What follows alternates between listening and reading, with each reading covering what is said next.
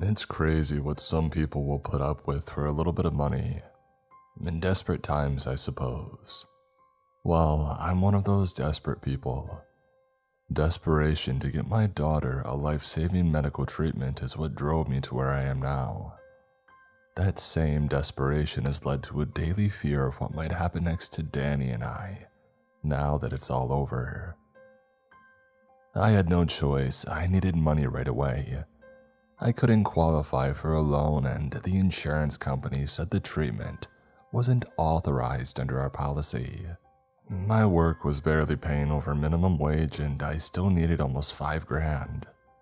The only way this would work is if I got another job working graveyards somewhere else, at least until I could save enough to get her the treatment. Danny was all that I had left.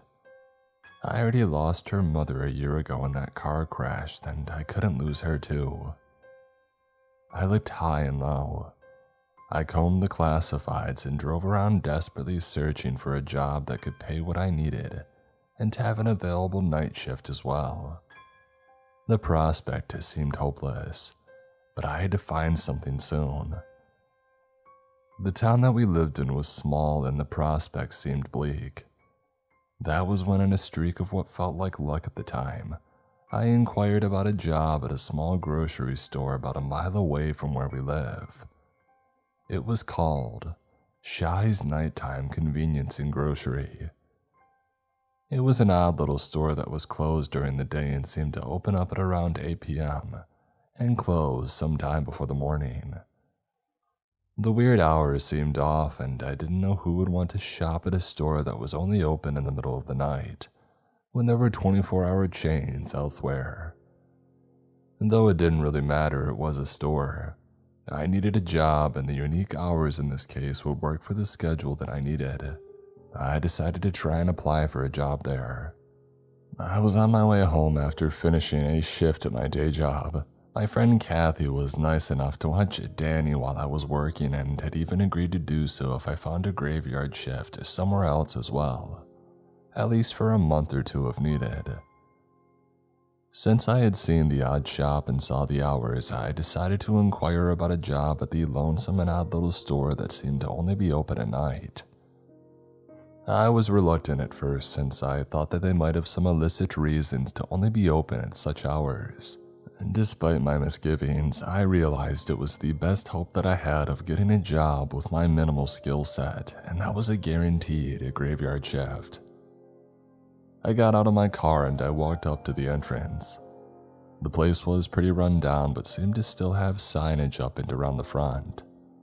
There were sale signs and clearance items advertised in the somewhat normal facade of a grocery store. It made me relax and continued with my intended course. I noticed up close there was a mark under the first part of the store's name. Shy's. It looked like Japanese or something. I stepped inside and it seemed deceptively large compared to how small it looked on the outside. There were aisles of various groceries and other household supplies and even some clothing racks. I had no idea how it was this large of an operation. Most of the shoppers seemed fairly normal at first, though there were some people who you could tell preferred to do their shopping at night. I tried not to stare as I received a rather murderous-looking glare from one such individual, who I must have let my eyes linger on too long. The staff also looked about the same as any other store staff would look. Fairly diverse and no one with an overly cheery or overly sullen mood about them. I did notice that there was not a lot of talking near the checkouts. Moving on, I looked near the front, intent on finding a manager's office to inquire at. I felt hopeful when I saw a sign that I thought read, "Help Wanted." I felt a bit confused and less optimistic when I read the full content of the rather strange sign stating, "Help Wanted, but not always needed." I wasn't sure how to take that, so I decided to look for somebody to ask. As I approached the back office and went to knock on the door, I was interrupted by a large man with a blue store apron and a name badge indicating that he was Store Manager Benny. The large man welcomed me with a pleasant though slightly forced, "Hello, can I help you find something today?" I was distracted by the almost pained expression on his face, like his smile would eventually shatter the muscles in his face if he kept it on for a moment longer. Brushing past the distraction, I remembered why I was there. Yeah, I was actually looking to apply for a job here. I stated my earnest intent while gesturing to the help sign near the door. Then he stopped smiling and looked at the sign and then looked as if he was about to say something when he held up a finger and pulled out a radio from his pocket. Hey Molly, what's the bagger situation look like today? How are we holding up staff-wise? There was no immediate response. He smiled again in that disturbing way while he drummed his fingers along his tie as he waited for one. His face wrinkled and then he stated, I'm sorry, I think we might be full at the moment, but thank you for your interest. He was about to usher me away when his radio barked to life and I heard a static-laden voice on the line. I couldn't hear everything, but it sounded strange and I thought that I heard something like, Rob caught problem, and bagger got bagged. I didn't know what to make of the weird bits that I heard, but before I could think twice about it, I heard Benny mumble, Hey, alright, but next time answer faster. It could have been a code black if you mess around with those customers. It is your butt next. I was still standing there in an awkward silence when he wheeled around and his frustrated veneer had vanished, and he was back to the awful fake smile as he loudly proclaimed, Congratulations, there is an opening available now. Let's get you set up. Can you start tonight? Right now as in tonight. I asked, thoroughly surprised that they would want me to start immediately, and without any application or vetting process to speak of. Yes, right now. Don't worry, we can sort out all that legal stuff later, but for tonight, we're actually a bit busier than normal and we could use the help. First though, let's talk terms and some mandatory paperwork. I wasn't sure what he meant, but I figured it might mean a salary negotiation. Sure, what is the pay and benefits? I knew that it was a little tacky to ask up front, but I needed the money badly and Danny couldn't afford for me to get taken for a ride by somebody lowballing my wages. $45 an hour is the pay for baggers, which is what we normally start people at. I almost gasped out loud. That was crazy for a grocery store bag boy. My surprise was apparent and Benny held up a hand and cut off my next question stating, We value hard work and integrity here and just a wee bit of discretion. He laughed aloud and he slapped his knee. Hey, but in all seriousness, there is a non-disclosure agreement we do need you to sign with the paperwork. He grinned again and I thought the discretion bit and NDA was weird, but that was double what I was making at my day job, so I was overjoyed at the prospect. He continued, Health coverage and dental are fully covered, but no life insurance. Those policies always have some trouble for some reason. His grin widened as he said the last part and it looked even more fake than before. Despite some disturbing implications, I could scarcely hear the alarm bells in my head over my future payday. I had found a miracle. I would be able to get enough money in about a month working here in my day job. I would be able to get Danny that treatment. I didn't need to be asked twice. I readily agreed to the offer. Very good decision. Welcome to the Shy family. Ed, get out of here and get our new hire an apron, and to tag and start with the simple version of the bagger training. An unpleasant-looking older man emerged from the back room, and he was holding an apron and moving with an odd gait that might have indicated that some previous injury or the like. I forced a smile and introduced myself, but the man Ed, as I heard his name, didn't reciprocate. He looked me up and down and snorted derisively in a way that was hard not to take offense to. I let it go and waited for him to say something. Just before opening my mouth to ask when the training started, he cut me off and humorlessly asked, You know, baggin' feller.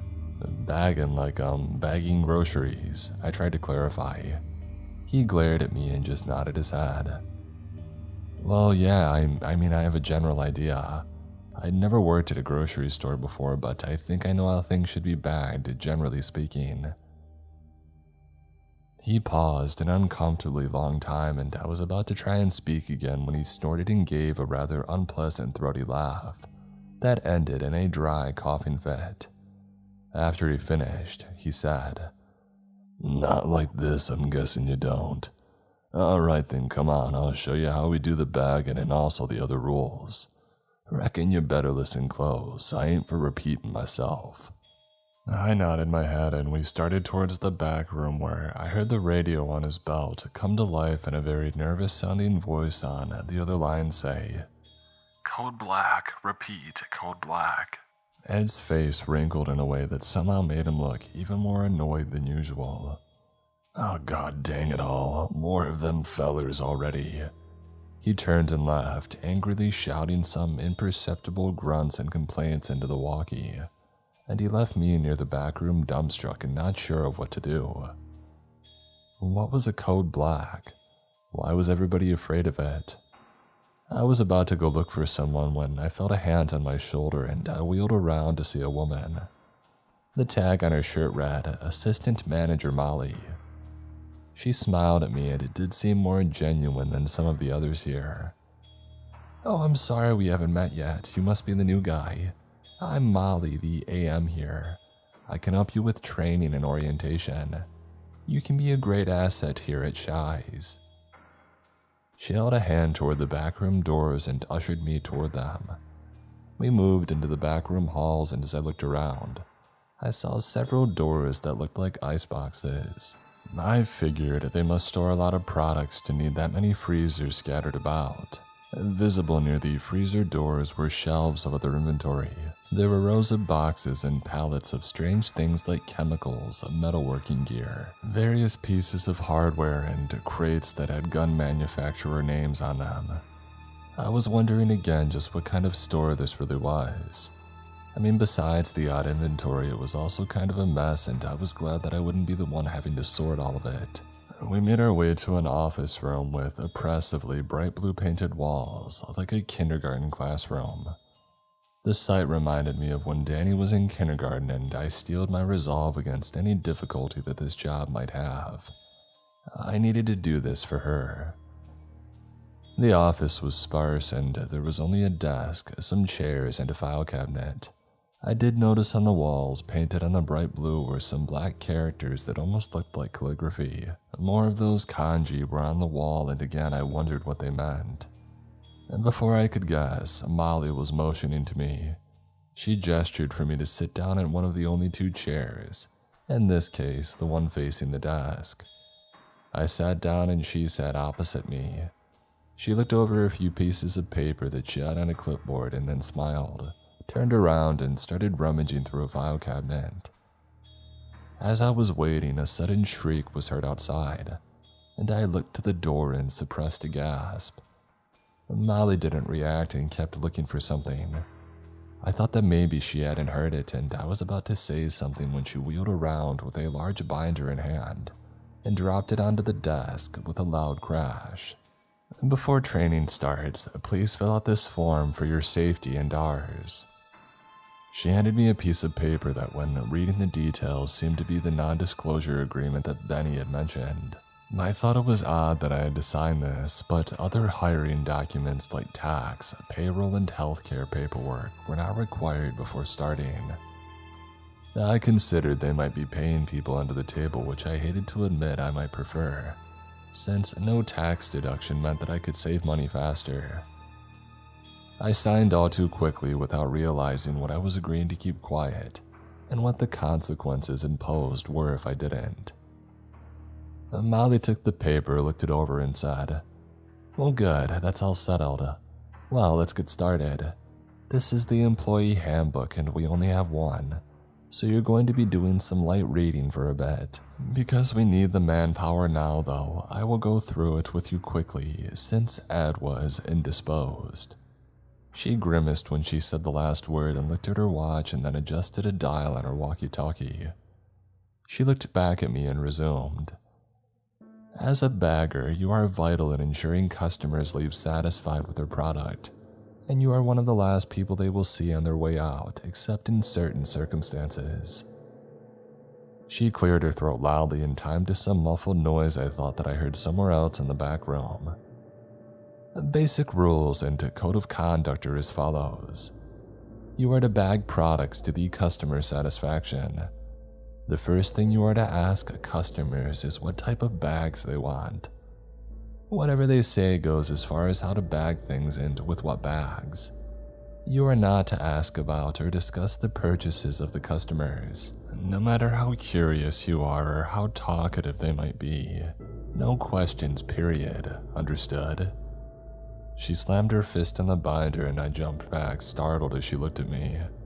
I stammered out a quick acknowledgement. Yes, understood. Good, she said and continued with the list. No assistance may be provided to customers for loading or unloading things from their vehicles.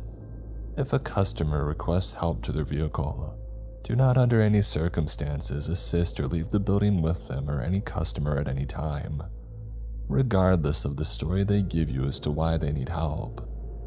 It is our policy and they know this. If requests persist or you are feeling intimidated or threatened, you are to press the yellow button at the end of each checkout by the bagging station. A security personnel will escort the offending customer to aisle 4 for processing and detainment. Wait, detainment? They don't just kick them out. I thought that was weird. She continued with the next rule before I could even ask about it. The most important rule, occasionally there will be a special bag request. You will know it when you hear it. If ordered, press the black button by the end of the checkout and proceed with code black protocol. These guests are normally our highest paying customers and often are here at the pleasure of Mr. Shi himself. They must be attended as quickly as possible. There it was, code black again. What special bag was she talking about? Ignoring the look of concern spreading over my face, she continued. Cell phones, smartwatches, or quite literally anything that could be used as a recording device are strictly prohibited while on duty, both for our customers' sake and for our own. Store closes at 4 a.m. exactly, and any customers who remain will be escorted out. Only exception being any customers who are involved in a code black. No access is allowed to the basement and inventory backrooms, only managers and stock employees allowed. Simple, right? Any questions? She asked while flashing another smile. Well, I did have a few questions about but she cut me off mid-sentence, talking over me and saying, "Oh good, I knew you looked like a fast learner. Come on, let's get you out to the check stands and bagging." She grabbed my shoulder surprisingly hard and pulled me out of the office and backed into the store proper. I saw a few customers look at me getting pulled along and I saw some snickers and I felt a bit embarrassed. I was led to a checkout with a flickering number 3 next to it. The other 2 were busy with customers waiting in line to be helped by a cashier and bagger a few feet away from where I would be standing. We stopped and Molly cleared her throat loudly to get the attention of a young man with dirty blonde hair and a rather unimpressed expression on his face. "Hello, Lee, this is our new bagger. Show him the ropes and try to be easy on him, it's his first day. I know it's busy, but we don't need another Rob situation so soon. Have fun, you two." She walked away without another word to the back room and I was left there with Lee. And as I heard his name, he was staring at me. I tried to break the ice. My name is... save it, he responded abruptly. I don't want to get attached, just in case. I liked Rob and he was my friend and now it's best not to talk about what happened to him. Just do your job and follow the rules and you should be fine. I didn't know how to respond to the blunt introduction, but I figured he seemed nicer than that Ed guy, so I just walked up to the bagging station and gave him a mock salute and tried to put a smile on my face. It was going to be a long night. The first customer came through and Lee wordlessly scanned their items. I proceeded to grab a few nearby bags when I felt a sharp kick in my leg. Lee was glaring at me like I had just slapped his mother. What? I thought I was supposed to. And then I looked at the customer who was frowning at me and I remembered. "Hello, what type of bag would you like?" The customer, an older woman, sneered at me and finally accepted the question and said flatly, "Paper, please," and did her best to pretend that I didn't exist while I was bagging her items. Mostly groceries, produce, meat, and dairy. There were a few odd pieces like a set of kitchen knives and what looked like boxes of some sort of firearm ammunition. I was about to ask about them when I remembered the rules, so I tried to ignore it and just carry on. She left wordlessly and more customers piled into our line. As the night went on, I started to see less normal items and more disturbing things. One customer had bought zip ties, large volumes of what looked like medical-grade sedatives, and several bags of candy. Another bought an ungodly amount of various weapons ammunition and several large fruits like watermelon and honeydew. I thought that he might be just shooting some fruit for target practice until I saw what appeared to be a Kevlar vest and an uncomfortable amount of alcohol. After a dozen very disturbing customers came through, I finally found somebody who seemed a bit friendly. She was a kind old woman who seemed to enjoy speaking to me and by all accounts was very nice. It was a much needed reprieve and I actually enjoyed talking with her. Her name was Marge and she was just buying some baking supplies. Eggs, butter, flour, spices, all pretty normal things. "You simply must try my raspberry tart. It is divine. I'll bring you some by next time, or better yet, I think I still have some in my car. Won't you be a doll and help an old woman with her groceries?" I was about to accept when I saw Lee's face go blank and he just shook his head. I looked back at Marge and she had a wide grin on her face, and I looked down at the second half of her groceries yet to be bagged. There were containers of various chemicals including rat poison, bleach, and ammonia. I tried to speak but I froze and she asked again. "Oh, come on, dearie, my hip is in bad shape after my fall. It will only be a moment and you can have a treat and a nice tip as well." Her grin shifted in a way that made me very uncomfortable and I struggled to speak, but finally I blurted out, "No thank you, ma'am, store policy. We are not to escort customers out of the store under any conditions." Her grin vanished and a grimace of anger flared up briefly. "Oh well, your loss I suppose. I would have made it spectacular. I thought that I might get one of the new ones before you figured it out. Next time, Sonny, I might just find where you live and make a house call." She winked at me and pushed her cart away, and I was shocked and horrified at the implications of what had just happened. Lee elbowed me in the side and gestured to the customer who had taken her place, and I was forced to just ignore another uncomfortable encounter that night. After a long shift of bagging goods for an assortment of disturbing individuals, I realized my work was done when a screeching PA system informed everybody in the store that "It is now 4 a.m. and we're closing. If you have not purchased your items already, then you must leave. If you are loading goods, a reminder that no employees may leave with you. You must take them and leave. If you do not, they will be confiscated. Any customers lingering in the store will be confiscated as well." Geez, they were not joking about the strict closing time. A large group of people that I hadn't seen before moved through the aisles with flashlights and batons. They must have been the store security team. They seemed overkill and intense, more like paramilitary than grocery store security guards. They were looking for any stragglers, apparently. I thought just then of the weird announcement about people left behind being confiscated as well, and it seemed kind of concerning with how serious they were about everyone getting the heck out on time. I was ushered out as well, along with the other staff who left wordlessly. I tried to make a quip to Lee, asking if there was ever overtime, but he kept his head down and ignored my joke. I didn't know what kind of operation this was, but the more that I learned about it, the more I felt like I had made a mistake in taking the job. I had to keep it for a while longer at least until I could save enough for Danny's treatment. I worked at Shy's for a few more weeks of uncomfortable conversations and ghoulish and unspeakable items being bagged at the caprice of disturbing and malign customers. I saw 2 code blacks in that time at least. I should say that I overheard them. Lee told me not to look and to try to avoid the attention of the customers who ordered them.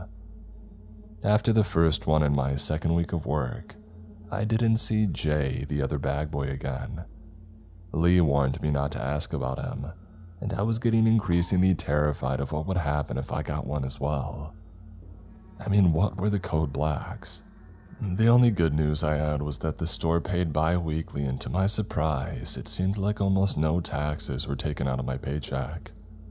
I had almost a full $2,800 from the first 2 weeks of work. A little more, and with a bit of the money I saved up from my other job, I could afford Danny's treatment.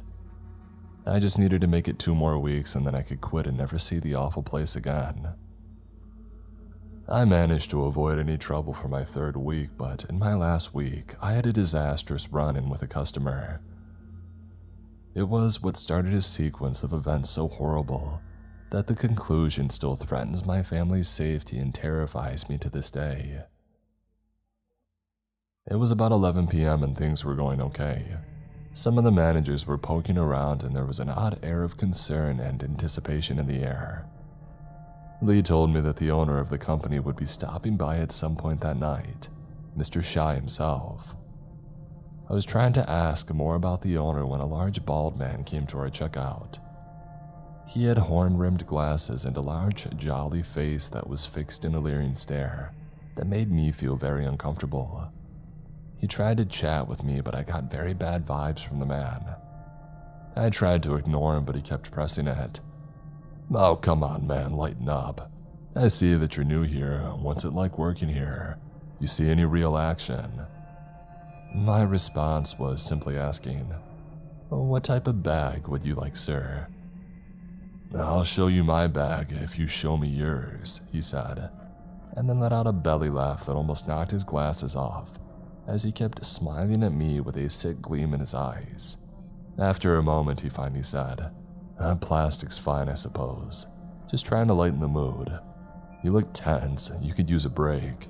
I ignored him while bagging copious amounts of junk food, a pair of pliers, a lube, condoms, and various chemicals like bleach and OxyClean.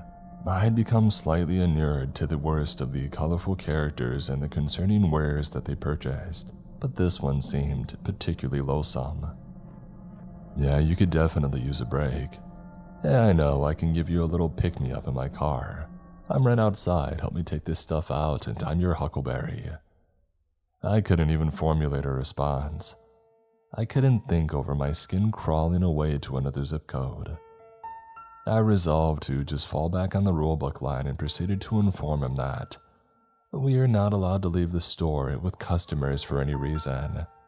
To my horror and disgust, this one did not let the matter go. Come on, you're just playing hard to get. Seriously, I'm sure I can pay you more than these people. Come on, what do you say? Come on out and we'll talk about it." I repeated the rules again while bagging the last of his items, but he would not let it go. "Hey, listen to me, you little... You think that you're too good for me. You think that you're some kind of hot piece of shit. Oh well, you're coming outside now. No one ignores me like this.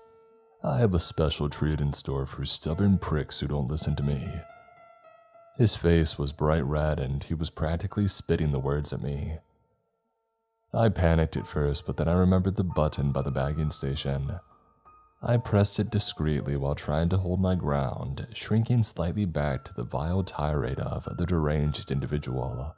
I took a step back and he moved forward, looking like he was going to grab me. To my surprise, a large gloved hand fell on his shoulder. I looked behind him and a nearly 7-foot-tall man clad in a weird cross between police riot gear and military-grade armor was holding him back. The customer turned around and started to yell at security. "Do you know who I am? I know the owner and you'll all be sorry that you crossed me. I'm going to." And a sickening crunch was heard, followed by the man going limp.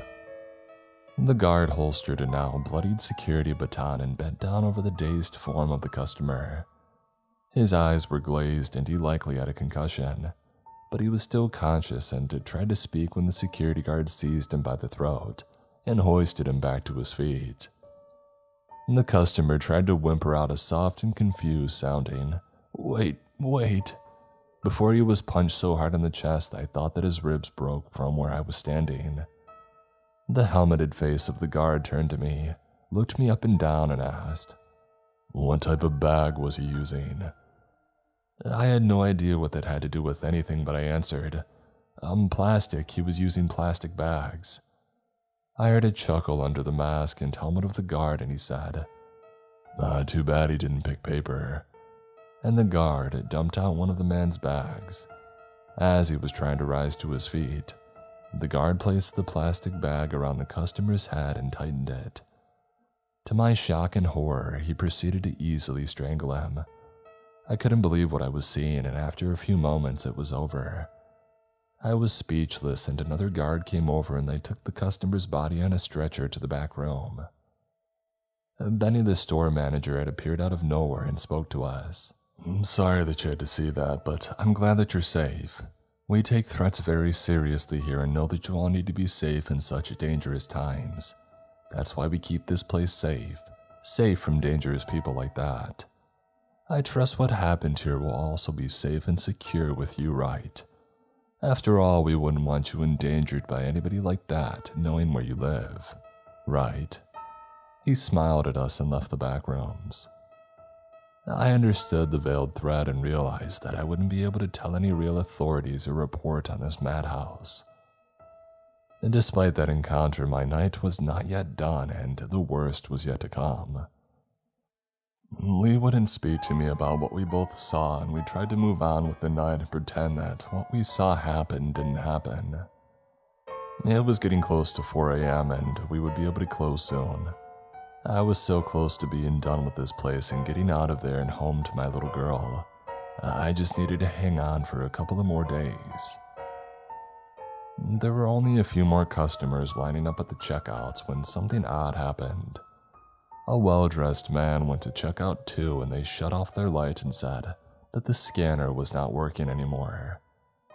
It seemed fishy since it had been fine all night, but when the guarded looks and concerned faces flashed before me and then back at the well-dressed man, I realized that they might know something that I didn't. My heart sank as I realized that he might be one of those special customers. I looked over at Lee and he was visibly sweating and fumbling with the cash register.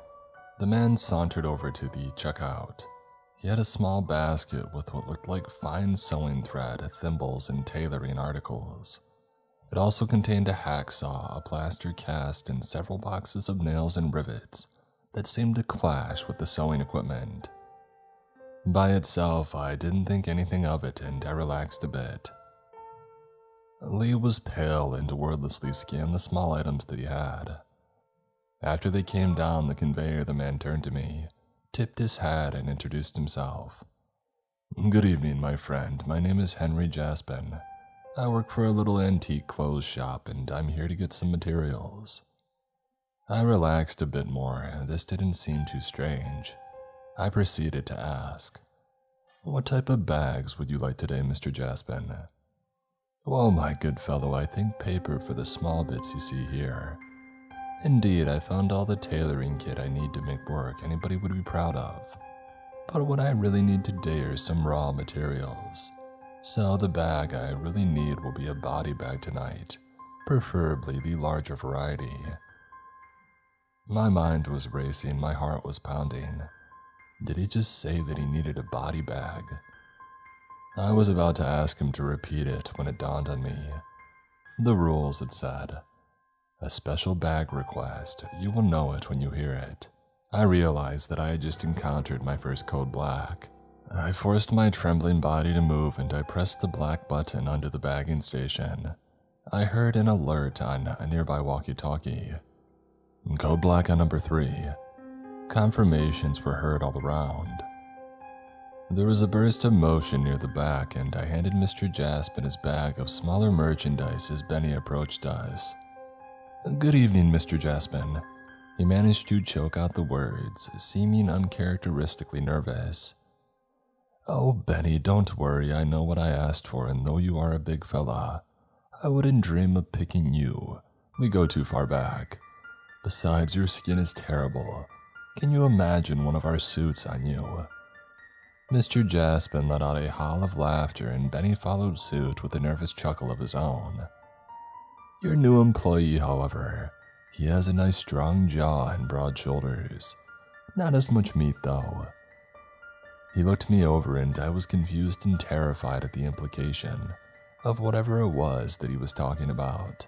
As he was eyeing me, Benny spoke up saying, "Of course, you are free to pick as you please, but if I could suggest an option. We just picked up a rather unruly fellow who was just processed a few hours ago, and he's on the larger side. Perhaps he would be a good alternative." "Oh, of course, Benny, you and your new hire lead the way." I followed Benny in between him and Mr. Jaspin, who was behind us. We went into the back and then through keycard locked doors that led into the basement. Benny shot me an apologetic look as we descended into the basement, and I beheld what was down there for the first time. The place was very dark and freezing. I thought that it might be another type of meat locker, and I was not too far off. When the light switched on, I had to stifle a gasp of shock and horror. As soon as the room was illuminated, I saw it all.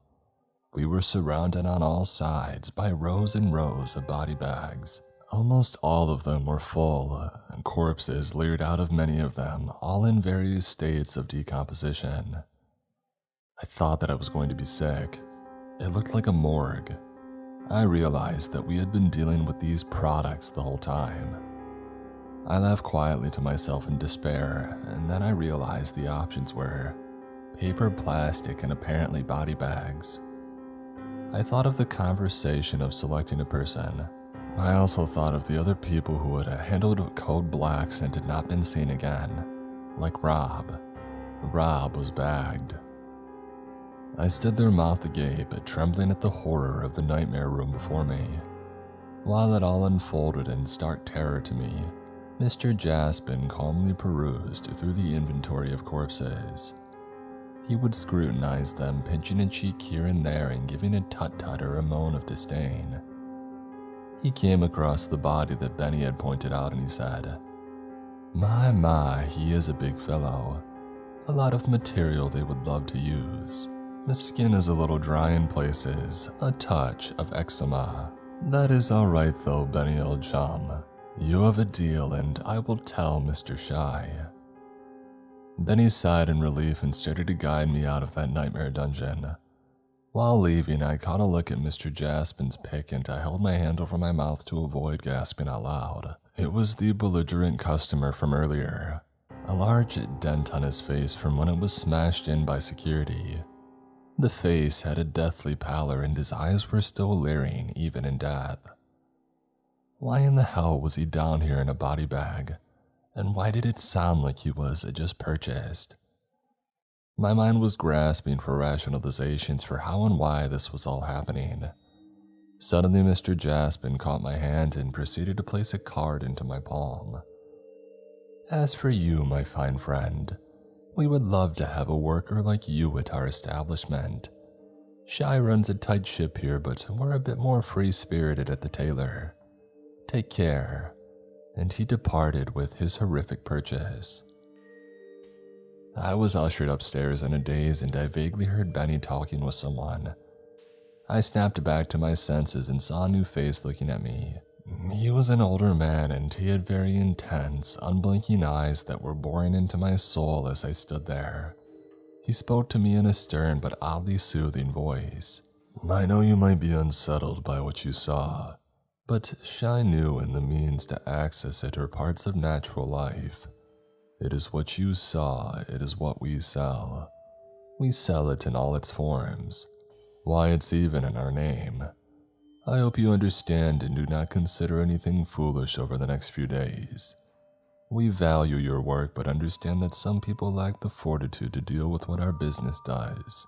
Just don't forget that when you head back home to your house on 4th Avenue, the large cherry tree at the end of the street is blossoming and it looks beautiful. You should take your daughter to see while it still blooms." He placed a hand on my shoulder and squeezed while departing. I had no idea what I had just witnessed, but I knew that I was in trouble.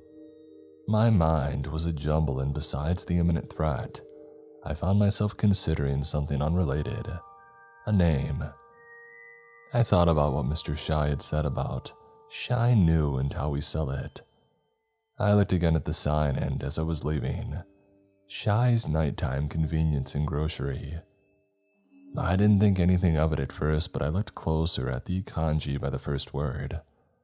Looking up the meaning on my phone, I saw it was indeed the kanji for shy, sometimes used when counting as the number 4 in Japanese, but more often associated with something else. The dawning horror and simplicity of the name made sense now. Shy more often translates to death.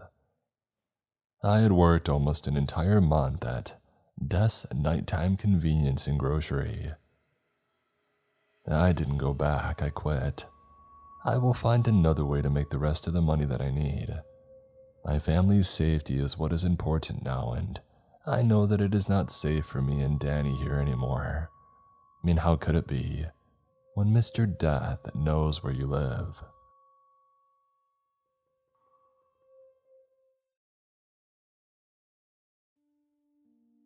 Today's episode is sponsored by Rocket Money. Now, before I started using Rocket Money, I honestly had no idea how much time I was wasting trying to keep track of my finances.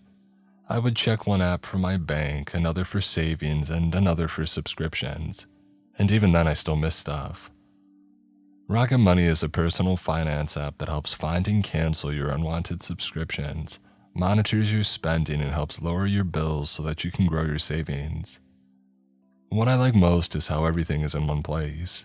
It automatically categorizes transactions across all your accounts, so you can actually see where your money's going without having to do the work yourself. It's how I realized I was spending way more on certain categories than I thought.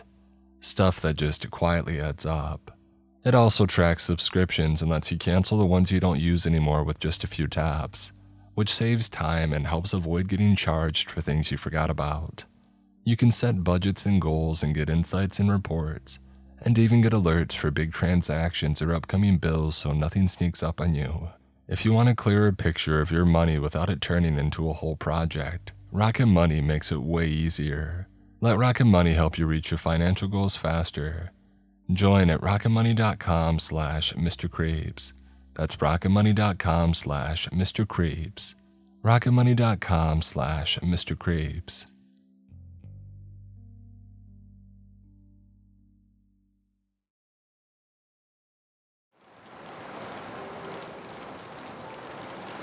My mind had shattered, slowly and methodically, into confused fragments and tiny shrieking pieces.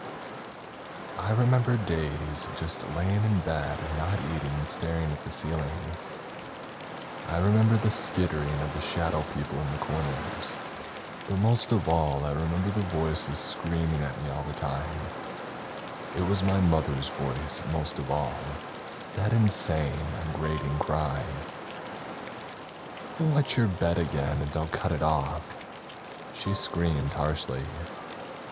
The voice seemed to come from all around me, shaking the walls and the ceiling, but I was still laying alone in my bed.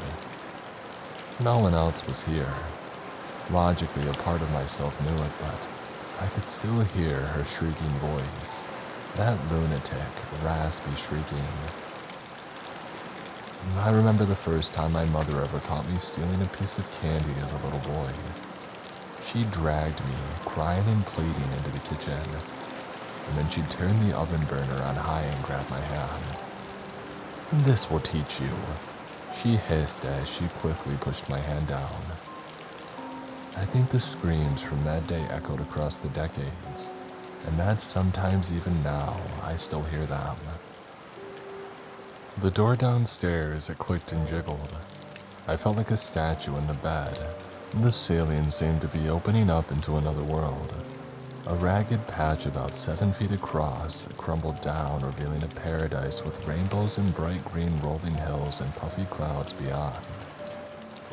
But in this dank place, my flesh body stayed and rotted, surrounded by garbage and filthy dishes with larvae squirming on them. Out of my peripheral vision, I saw policemen and paramedics rushing in, their cold, attentive eyes quickly scanning the room. Mixed in with them, though, the shadow people skittered and writhed. They grabbed me, but I couldn't tell if the hands were the flesh of humanity or the cold void of the shadow people. I looked up at the opening in the ceiling. It seemed to wave me forward. I felt myself floating out of my body toward the land of milk and honey, as the blue skies and eternal sunshine there beckoned me forward. I glanced back. The shadow people swarmed all over my filthy, broken flesh shell, but I knew that I had escaped their clutches. Working together, the paramedics and shadow beings took my body away, but I felt grateful knowing that I had just left behind a fate worse than death. Time passed, but I don't know how much. I lived in the world of forever sunshine and clear streams and endless forests. I would glance back through the opening occasionally, seeing my body made of meat still laying there. Men in white coats stood among the shadow people in a brightly lit, clean room with curtains. The shadow people took their razor-sharp fingers and traced invisible sickness all over my body. Other shadow people gnashed and clawed at the men in the white coats. I knew that their attacks didn't leave physical marks. They were more like radiation in a way. If a shadow person reached inside someone's body and traced its dagger-like finger across their liver, that person would have liver failure within months. I had seen it happen many times before. The shadow creatures attacked me all over. With each attack, it seemed like I had lost more and more of myself. I turned away, sickened. I would always return back toward the land of sunshine and rolling hills, but as I looked around there, it seemed more like a prison than ever before. I was alone in these forests, set to wander under the beautiful springtime hills for eternity. Perhaps this place was hell. Perhaps instead of fire, it used boredom to burn, just like a prison. I heard the man in the white coat speaking through the opening that always followed behind me. It's a rather severe case of catatonia with catalepsy and mutism. One of them with glasses said, "He has a prior diagnosis of schizophrenia, but it seems to have gotten much, much worse." "And does he have any past history of catatonia?" the bald man in a white coat asked. The man with glasses shook his head, looking grimly down at my body made of meat.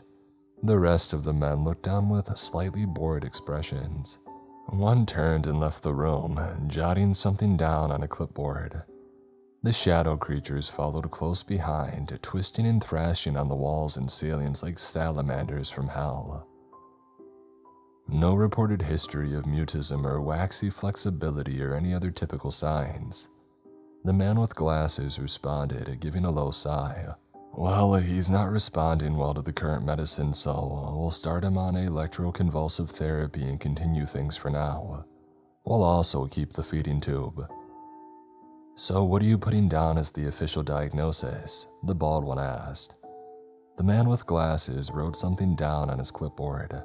"Withdrawn catatonia resulting from severe untreated paranoid schizophrenia," he responded. "We'll have to get an involuntary commitment form signed by a judge. Tell the nurses to rustle up an extra inpatient bed in psych. He's gonna need it." The next few days slipped by as before. I watched them wheel my body into a room with lots of machines. They put a robin's egg blue mouthguard with a breathing hole in it beneath my teeth. They rubbed a gel on my forehead and started attaching circular electrodes to my skin. The shadow monsters flitting around seemed to laugh and dance. They supposedly give ECT patients drugs to put them to sleep, but I saw the whole thing from that other world. Perhaps there are more things in existence than doctors even dreamed possible. I watched my body jerk and seize as the electricity hit it. I felt myself being ripped from the dream world that I had inhabited. I fell through the opening towards my silent and thin body. It lay there as pale and still as a corpse. As we rejoined, I thought that I could hear the laughing of the shadow people. "Duh," I groaned. My eyes flew open.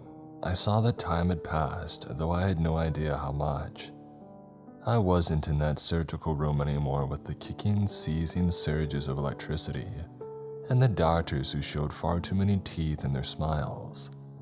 Now I was alone. Every part of my body seemed to hurt. My back shrieked at me as stabbing pains ran up and down my spine. I sat up suddenly in the darkness looking around. I was laying on a thin mattress in a room with oppressive concrete walls. I blinked quickly, my eyes adjusting slightly. A thin trickle of light came in through a window. Metal bars crisscrossed it. Outside I saw the bloody red glow of a sunset, or maybe it was a sunrise. The dark crimson light streamed down through roll after roll of razor wire and high-sharp fences. I stumbled out of bed toward the door, ripping it open. Bright fluorescent light streamed into the suffocating gray room. They flickered and strobed, casting eerie shadows dancing up and down the hallway. I didn't see a single person. Empty medical carts stood on the sides. Bloody scalpels and knives were thrown haphazardly on top of one. I saw the drawers ripped open, some of them broken off. One of the half-cocked, crooked drawers contained dismembered human fingers, lined up carefully like an open package of hot dogs. Used needles and chunks of broken brick and cement littered the gray floors.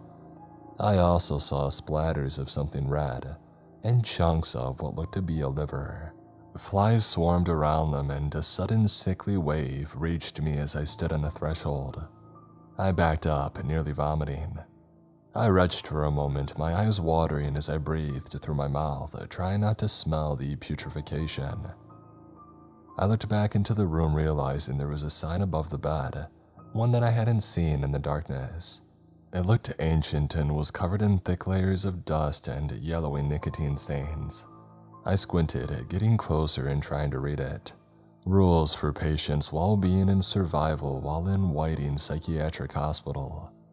1. Do not leave doors open, that invites them in. 2. If you must go into the key room, get out before the guard notices you. 3. You must make an offering of raw meat to the keeper if you wish to pass from one level to another on the stairwell. I stared for a few seconds at the sign, wondering what the punchline was. I looked around expecting someone to jump out and try to scare me, or perhaps announce that it was all a prank and being recorded, but nothing changed. Still imprisoned in the cube of gray concrete with ancient strobing lights streaming in from the hallway, I felt a sudden coldness run through my body. I glanced at the open door with a shrinking feeling in my chest. For a brief moment in the flickering lights, I thought that I saw a pale face with wide, excited eyes peeking around the corner. The fluorescent lights made a tanking sound as they strobed in the hallway, sending their eerie glare into every corner of the room. "Hello?" I whispered, tiptoeing toward the door. Is someone?" But I was cut off by an eerie, congested breathing, a long, raspy inhalation as if a corpse with dirt and worms in its throat had just come back to life. My heart raced at 100 miles an hour, beating hard in my ears. "Dax," the voice gurgled, calling my name. I heard more ragged, choked breath faintly echoing from further down the hall. I backpedaled quickly, looking for some sort of weapon, but everything was bolted down to the ground, even the bed. Unless I wanted to try suffocating these eldritch creatures with a thin hospital pillow, there was absolutely nothing of use in this room. My mind flashed back to the medical cart in the hallway, with scalpels and surgical instruments littered over the top of it. A long white arm reached around the corner of the door. Breathing hard, I put my head down and sprinted straight for the medical cart. It was so close, maybe only 20 feet away, but at the time, that 20 feet seemed like 20 miles. I heard a choked gasp as the unknown creature lunged forward, wrapping its cold, pale arms around my neck. I glimpsed the deep sores eaten into the flesh, the way the bones poked out through the tips of the fingers. Bugs writhed and black gashes dug into its skin. I saw long black hair fall over my vision and smelled the odor of rotten tomatoes and decaying meat. And though this happened a few days ago and I did end up escaping that wretched place, sometimes I think that I still smell that fetid odor in the air and my heart freezes. Dax. It hissed in my ear as it wrapped its freezing hands around my neck. Give me your warmth. I tried throwing the thing off as it squeezed, cutting my breath off.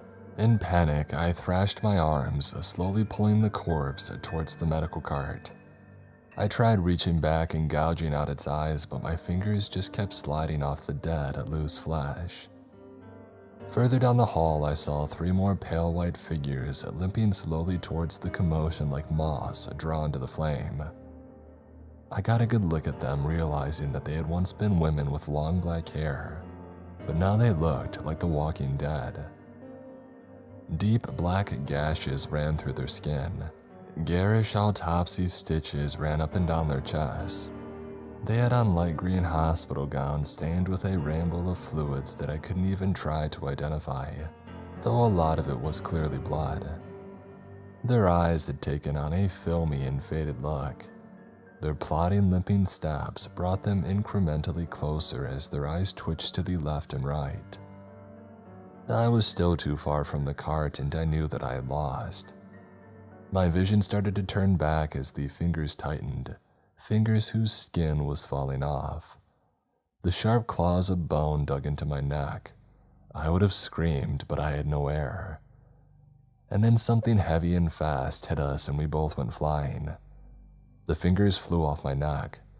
I looked up, seeing a giant man with a dark cross-eyed stare.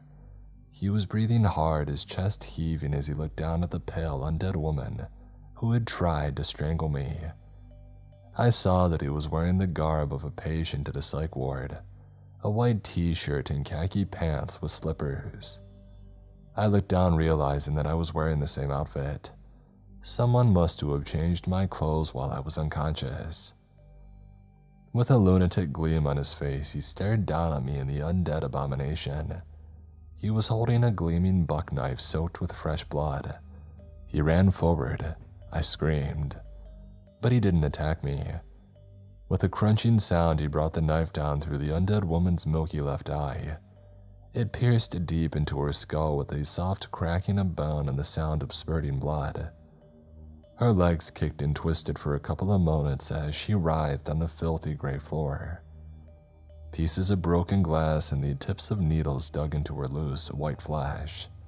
Black blood poured out of the wounds, a waterfall of it gushing from her head. The man reached down, pulling his knife out with a sickening sucking sound. He put out one giant, calloused hand toward me and I quickly grabbed it. With strength like an ox, he ripped me up off the ground. "We need to get out of here," he said in a low, flat monotone. He pushed me forward, down the hallway in the opposite direction from the rest of the undead women, who were now only a couple of steps away. "Run." Even though my head was pounding and I was terrified and confused, I sprinted for my life. The large man was now faster than me and I ended up following him down the hallway. It split to the left and right, but he seemed to know where he was going. He veered to the left and pushed open a cracked door around the corner whose sign read, "Janitorial Closet." After ushering me inside, he slammed it shut and turned the deadbolt. We found ourselves in total darkness until he pulled on a string hanging next to a bare incandescent bulb. Its light covered the small closet in a dim yellow glow. The man extended his left arm toward me. I shook it, wincing as his iron grip crushed the bones in my hand. "I'm Freddy," he said in a slow and plodding way. One of his eyes stared at the wall while the other looked at me. His right hand still gripped the knife tightly. The blood dripping off the point of the blade made soft, repetitive sounds as they smacked against the ground. "You must have a death wish leaving your door open like that."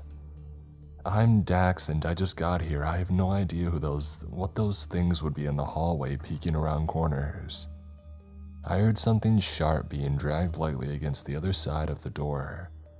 I could imagine those horrific undead women dragging their rotted claw-like fingers over the surface of the battered wood only a few inches away. I thought that I could hear the faintest trace of a gurgling breath and I shuddered. So I guess those rules are real. Freddy's face darkened like an approaching thundercloud as I brought up the list of rules. He nodded grimly. They are as real and as serious as death. I don't know who put them up, but they're the only reason that I've stayed alive this long. They're in every patient room. How did you get here?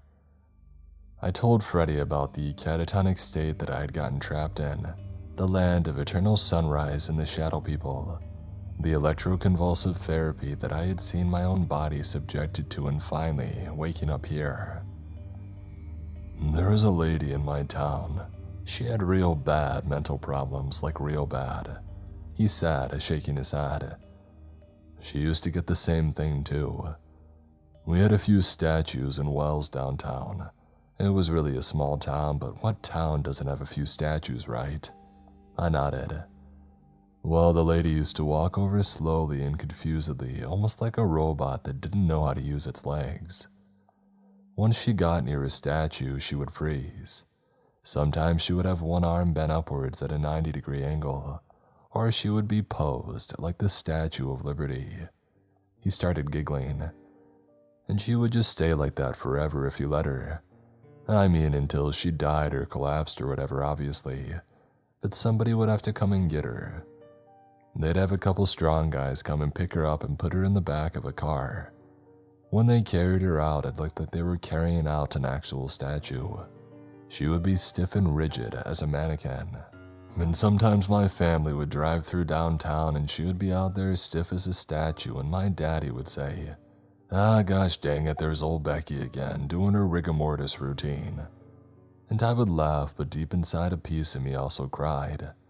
Because even though it was kind of funny to me back then, even as a kid, I knew something was deeply wrong and disturbing about the whole thing.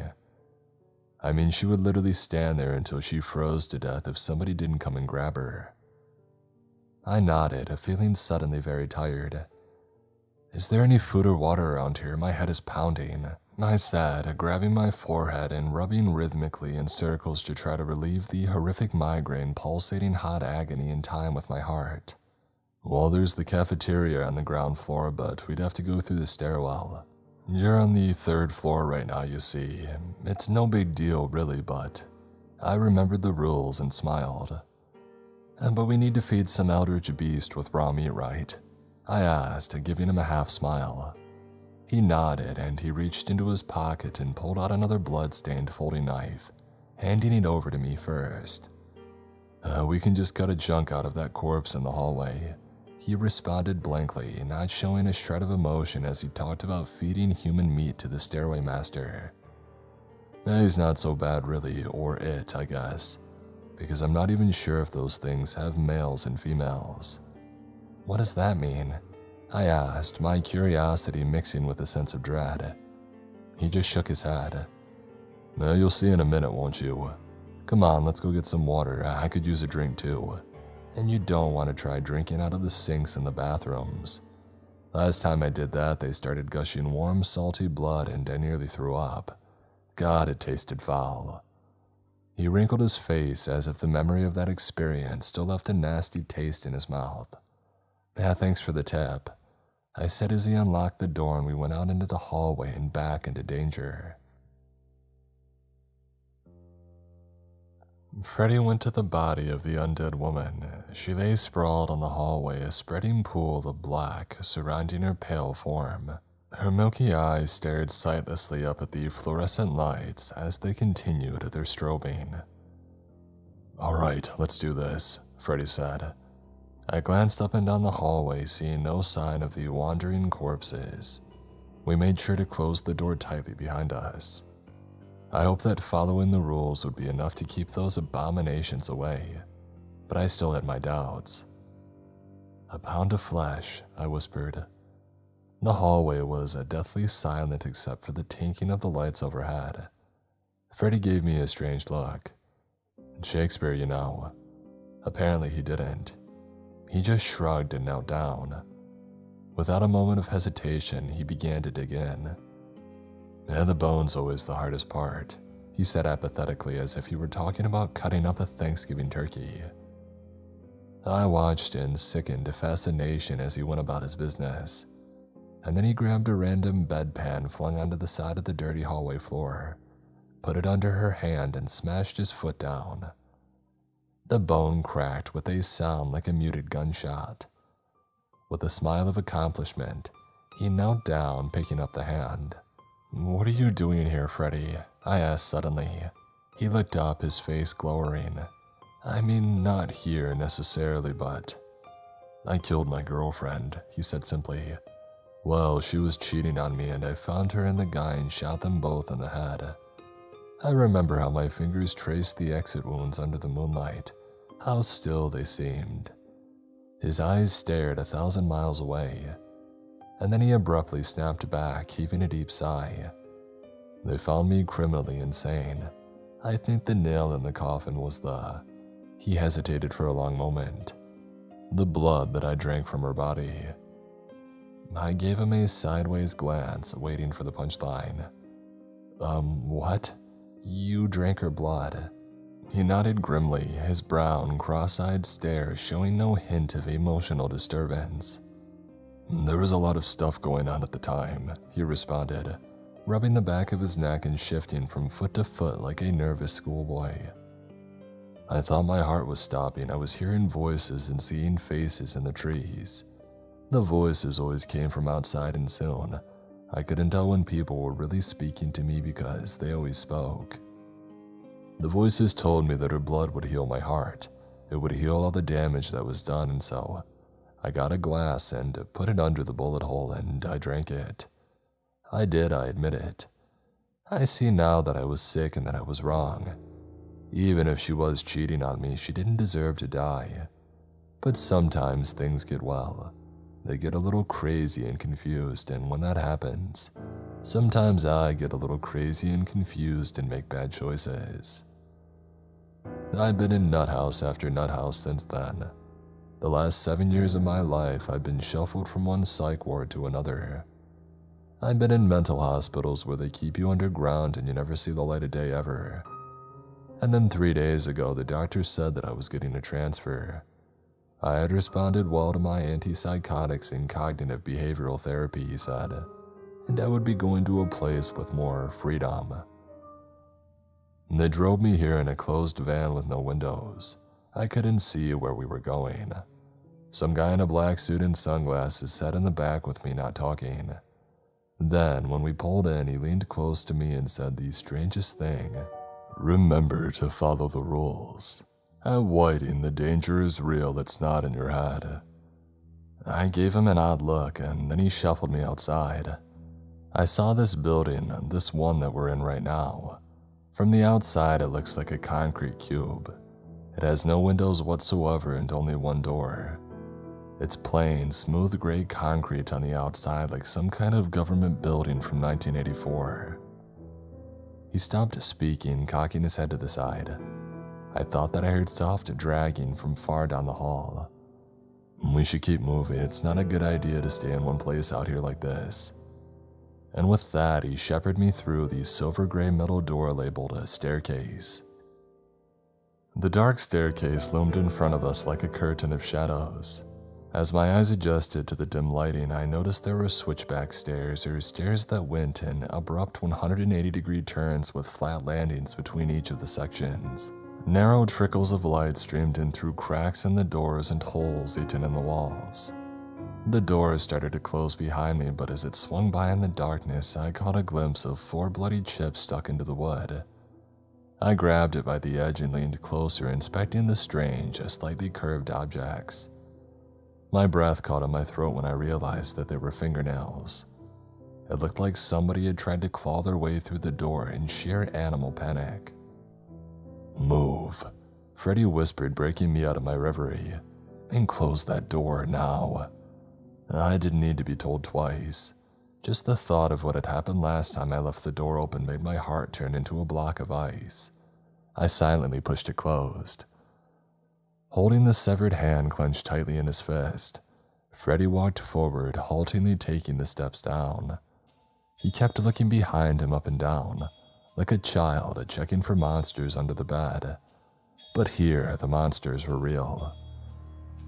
I heard a predatory inhalation that clicked and gurgled from the floor beneath us, seeming to go on for a long time. Freddy turned pale and I had the sudden urge to just turn around and run. I didn't want to see what was waiting below. I looked down and caught a glimpse of something totally alien peeking up at me. Its rounded crimson head disappeared in a blur, but I knew that it was stalking us. "Just keep walking," Freddy said through gritted teeth, his eyes wide. I didn't know if he was talking to me or himself. He held out the dismembered hand in front of him as if it were a sacred talisman used to ward off evil spirits. The railing shook slightly and I realized that I didn't hear anything. The silence seemed deafening. And then the claws wrapped around the handrail in front of Freddy. The fingers looked like sharp crimson railroad spikes. Something pulled itself up in front of us, moving as silently as death. I beheld the nightmarish spectacle, looking in awe at the killing machine that loomed over us. The keeper was a dark red, the color of clotted blood. It had no eyes that I could see. It stood 7 or 8 feet high, and it had a shining, chitinous exoskeleton that formed gently curving ridges over its torso. I saw 2 holes for its nasal passages like those of a snake's. Its head pointed forward like some sort of eyeless velociraptor. It had a strange combination of reptilian and insectoid features. As its jaw unhinged, it gave a predatory roar that echoed through the stairwell like thunder. Silver rivulets of saliva dripped from its gaping maw. Dozens of deadly spikes shone in its mouth, each as long as a pencil. They reminded me of the teeth of some monstrous deep-sea abomination like a dragonfish. I backpedaled, my mortal terror screaming at me to turn and run.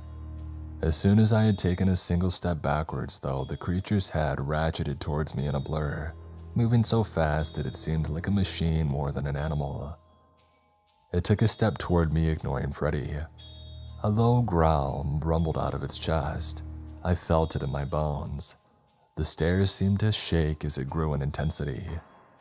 I stared into the eyeless face as it lowered its sharp fangs towards me, making clicking sounds in its throat. It exhaled fumes that smelled like blood and sulfur directly into my face, but I didn't dare even blink. Freddy threw the dismembered hand between me and the keeper. It jerked, its head twitching back and forth from me to the piece of pale flesh on the ground in front of it. It began gnashing its teeth, chittering in an alien tongue. It snapped up the hand from the ground like a toad snatching a fly from the air.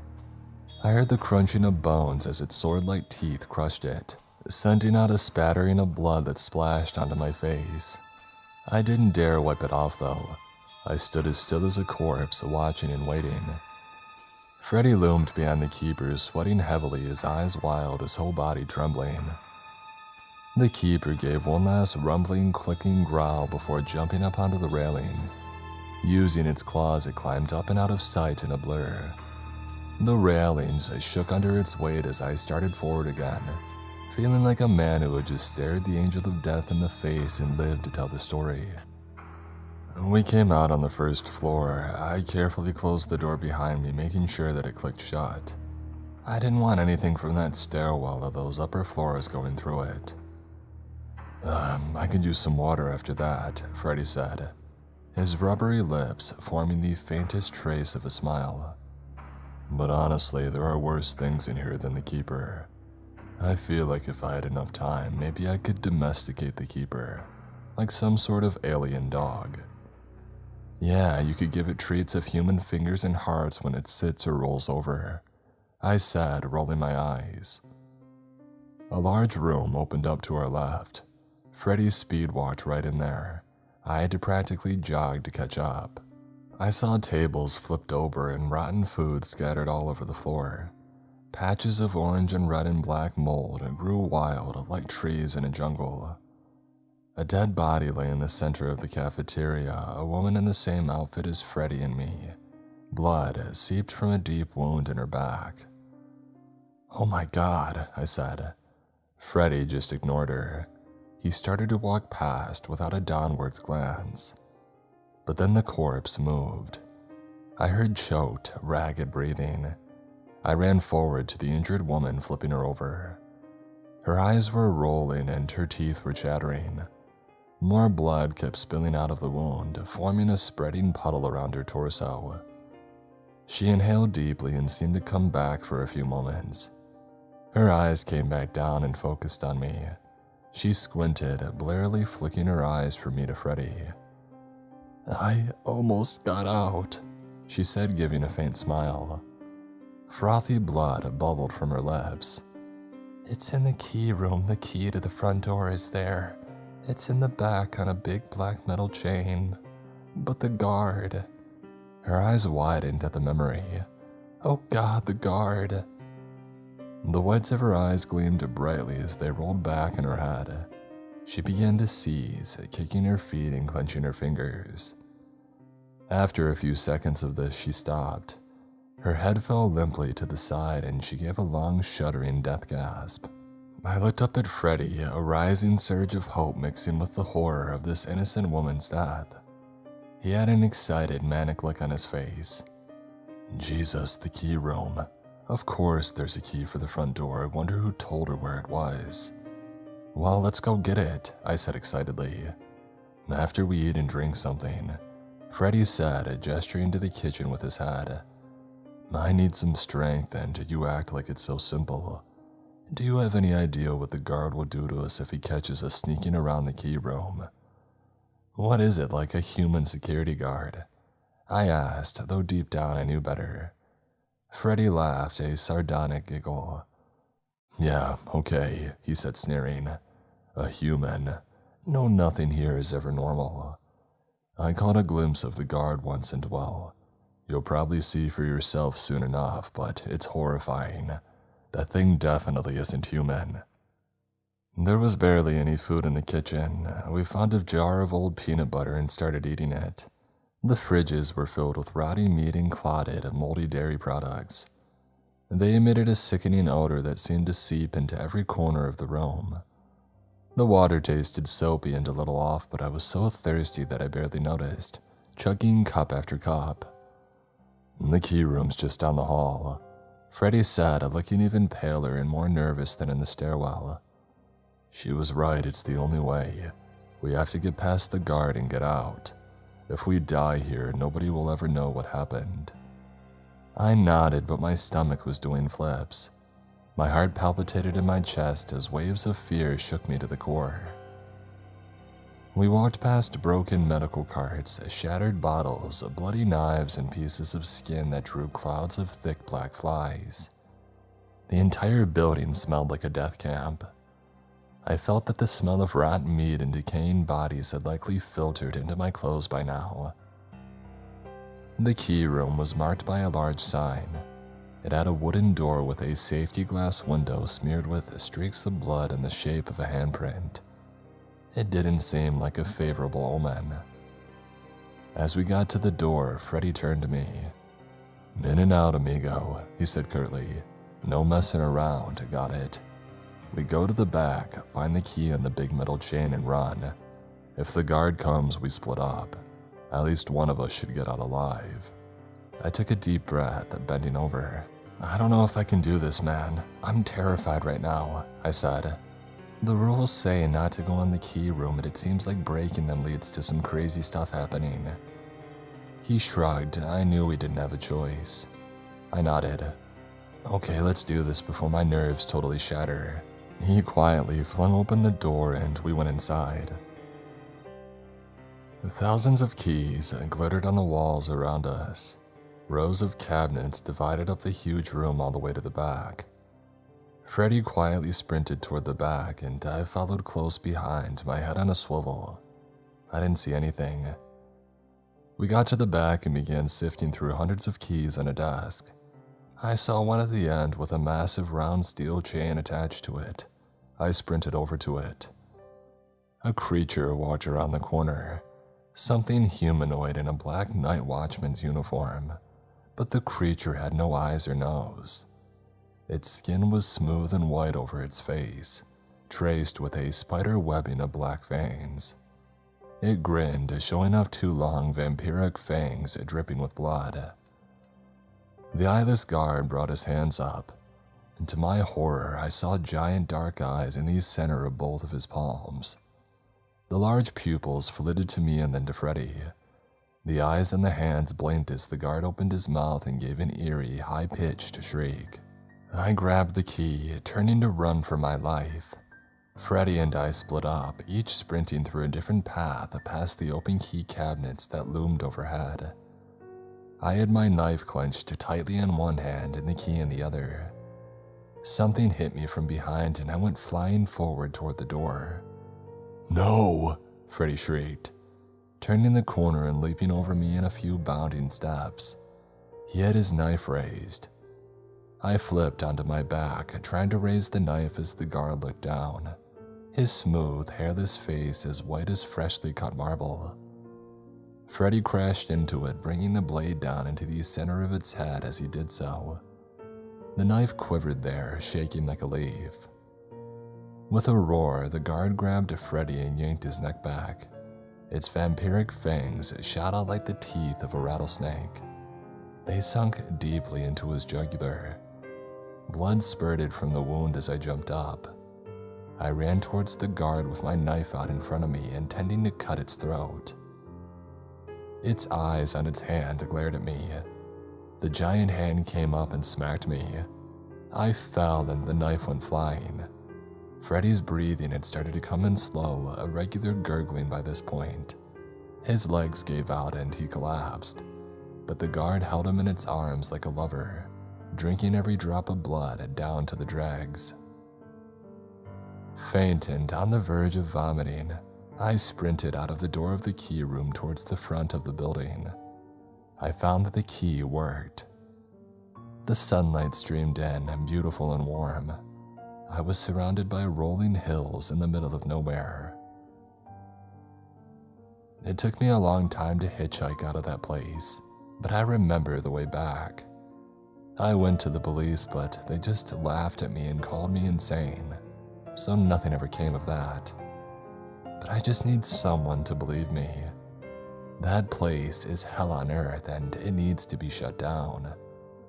It needs to be stopped before any more unsuspecting people get sent there.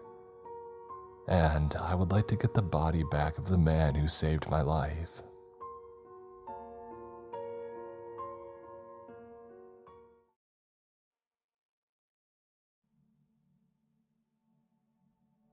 It started with the worst Thanksgiving that anyone in our family could remember. Granny Lorraine was dying, even if nobody wanted to admit it. And that meant we'd be spending the holiday at a rundown farmhouse in the middle of nowhere. My father joked that the drive would be worth it just to make sure that she was really dead. Even at 10 years old, I thought it was an ugly thing to say, but I also couldn't blame him. There was a reason why my mother and her siblings lived as far away from Granny Lorraine as they could get, and why most of them had never been back to that farmhouse since they had left. To call Granny Lorraine cruel would have been an understatement. Every word out of her mouth was either a criticism or an insult, and I couldn't imagine what it must have been like growing up with her 24/7. A miserable, sleet-like rain was falling as we pulled up the muddy gravel driveway. I recognized Uncle Alan's beat-up Crown Vic, Uncle Isaac's pickup, and Aunt Carol's shiny new SUV already parked beside the house. We were the last ones to arrive. My mom opened an umbrella over my head and steered me through the front door. It actually felt colder inside of Granny Lorraine's house than it had outside. Apart from the beeping of medical machines and Aunt Carol's smoker's cough, the house was silent. Then in the dining room at the end of the hallway, I saw her. And Granny Lorraine lay with her eyes closed, surrounded by beeping machines and the reek of cleaning fluid. Most of her hair had fallen out and she seemed to have shrunken somehow. The withered body beneath the sheets reminded me unsettlingly of one of my cousin's toy dolls. Late again as usual, Granny Lorraine snapped. I suppose you two roly-poly lunks had to stop for donuts on the way, didn't you? While you were at it, you should have got some food for the boy. With that weak chest and awful haircut. Looks like a toilet brush. Our appearance was one of Granny Lorraine's favorite topics to comment on. I suddenly felt a little less bad for her. We're here because you're sick, Ma, my mother said. Granny Lorraine snatched her hand away. She had become so gaunt that it almost looked like a claw. I know why you're here, you pack of vultures. Granny Lorraine screeched. You're here for the inheritance. My Uncle Alan, who had been sitting in the shadows, took a look around and laughed. The house was so old and run down that it was barely standing, and it was government assistance, or us, that paid the bills. Oh, chuckle all you want, Baldy, Granny Lorraine snorted. You'll get what's owed to you. It had sounded almost like a threat. I wondered if Granny Lorraine was losing her mind. Her eyes darted around the room, following the movements of something that wasn't there. What must it feel like to have dementia? To see things that nobody else could see? The thought sent a shiver up my spine. Now, Granny Lorraine rasped, where's my favorite grandson? I cringed. I had been dreading this moment since we had first arrived. My throat was dry as I approached the bony form beneath the sheets. Up close, it was like I could smell the decay on her breath.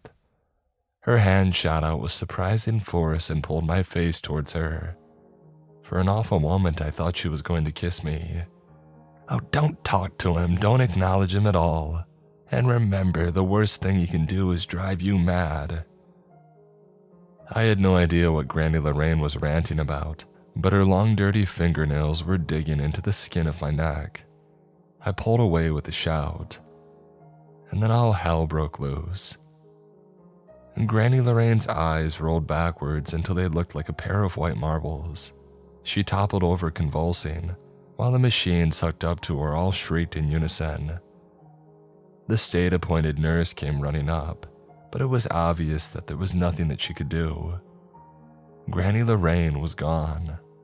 I lifted my hands up like a criminal being arrested and I backed slowly away. My aunts and uncles were all staring at me, although no one said so. I could see the accusation in their eyes, as though what had just happened was somehow my fault. Maybe after so many years of being bullied by Granny Lorraine, each of them felt like they should be the one to hear her final thoughts. Well, my Uncle Isaac finally demanded, what did she say? I don't know. I shook my head. She was rambling. I clutched my stomach and said that I felt sick. My mother guided me to one of the bedrooms upstairs. I could already hear shouting from down below. Granny Lorraine may not have had much of a legacy, but that didn't prevent the family from squabbling over what little remained. Sometimes the most vicious fights are over the pettiest prizes, my mother sighed as she tucked me and handed me a glass of water. And to think, they haven't even started planning the funeral yet. I rolled over and watched the icy rain splatter against the bedroom window. Why had I lied about Granny Lorraine's last words? I had only pretended to be nauseous earlier, but the more that I thought about the whole thing, the more that I began to feel genuinely sick to my stomach. Why did grandmother have to go and croak right after telling me something so weird? I didn't want to spend all afternoon laying in bed feeling sorry for myself, but I also didn't want to run into one of Uncle Alan chugging whiskey in a storage room or be forced to gossip with Aunt Carol. Through the floorboards, I could hear hushed greetings and clomping footsteps in the hallway. Even more relatives were arriving. Nephews, cousins, strangers who I had never met. I felt exhausted just thinking about it. I was about to climb out of bed and search for something to read when the hairs on the back of my neck all stood up at once. Until that moment, I had always thought that goosebumps were just something from storybooks. A person couldn't actually feel that they were being watched. Could they? I turned over again, this time toward the wall. The dark shape in the corner could have been an antique coat rack or a shadow cast by the bookshelf, but it wasn't. The hardwood floor creaked beneath the man's boots. When he reached up to remove his old-fashioned stovepipe hat, his knuckles scraped against the ceiling. He twirled it between his long fingers as he approached. His breaths came in quick, excited little wheezes, like he was glad to see me. My mom had always complained about how the 10-foot-high ceilings in Granny Lorraine's house were never able to keep any of the warmth, which meant that the man in front of me was at least 8 feet tall. His long, baggy coat was so covered in grime that it was impossible to tell its original color. It may have been black. Was he some distant acquaintance of Granny Lorraine's come by to pay his respects? If so, what was he doing in the upstairs room? I was about to ask when I remembered Granny Lorraine's words. Don't talk to him, don't acknowledge him at all, and remember, the worst thing he can do is drive you mad. The stranger tiptoed closer. His spine bent grotesquely as he bent over the bed, observing me with wide, hungry eyes. I realized with horror that the man's neck was extending somehow, stretching toward me like some kind of awful python. His fingers drummed even faster on the brim of his hat. When our faces were almost touching, he opened his mouth and licked his wormy purple lips. I had never seen anyone with such jagged teeth or so many of them. I pulled the covers up over my head and shut my eyes tight. The sound of the tall man's teeth gnashing above me was so loud it felt like it was coming from inside my own skull. The worst thing that he can do is drive you mad. I repeated the phrase over and over in my head, but I couldn't quite believe it. Until suddenly, the noise stopped. Apart from the patter of the rain and the grumblings of the adults downstairs, the bedroom was silent. Even so, I didn't dare to peek out from beneath the covers. Maybe that was exactly what the tall man wanted. Maybe that was what he was waiting for. I lay still like I was playing dead, and I counted the ticks of the old-fashioned grandfather clock in the hallway, and then a hand wrapped around my shoulder. "Oh, buddy," my father sighed. "You must be feeling awful. You want to talk about it?" I lowered the sheets. Apart from my father and me, the room was empty. I did want to talk about what had just happened, very badly in fact, but that was exactly what Granny Lorraine had warned me not to do. For all I knew, the tall man was out in the hallway, waiting for me to mention him, and what would he do then? I thought of those long fingers with too many joints, and all of those shark-like teeth crammed into a human mouth, and I shuddered. My father told me that dinner was ready and offered to bring up a tray to me, but I shook my head. The last thing that I wanted was to lay around by myself waiting for the tall man to show up again. I got to my feet shakily and followed my father downstairs. On the way, I looked for the tall man's face in the yellowed family photographs that lined the walls, but I found nothing. The house was packed. Cousins who I had never met before clapped me on the back, offering their condolences. Uncle Isaac and Aunt Carol were bickering about what to do with Granny Lorraine's body as they pulled trays of food out of the oven.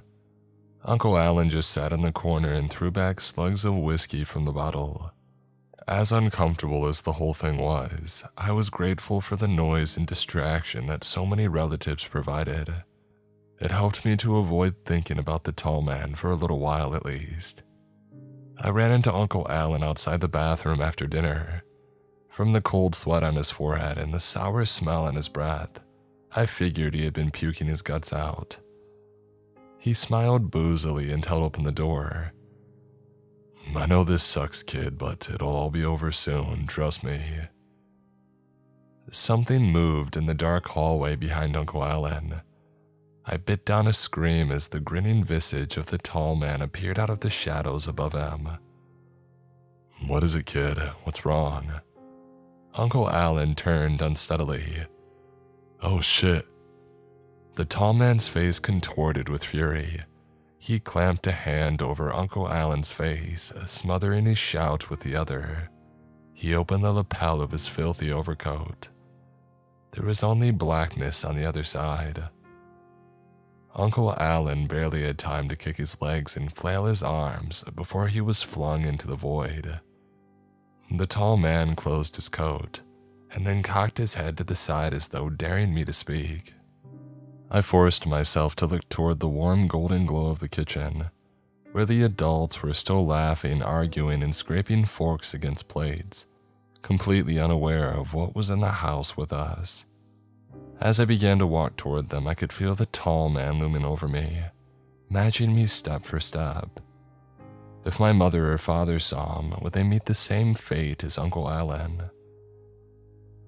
Back in the kitchen, the cousins were getting ready to leave, and my mother and her siblings were working out the sleeping arrangements.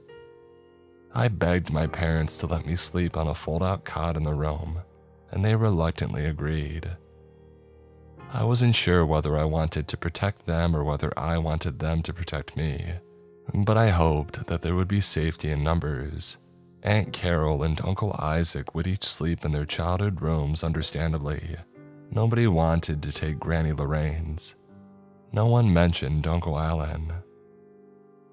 The cousins shuffled out into the night, most of them still stuttering about what a bunch of ungrateful city slickers we all were.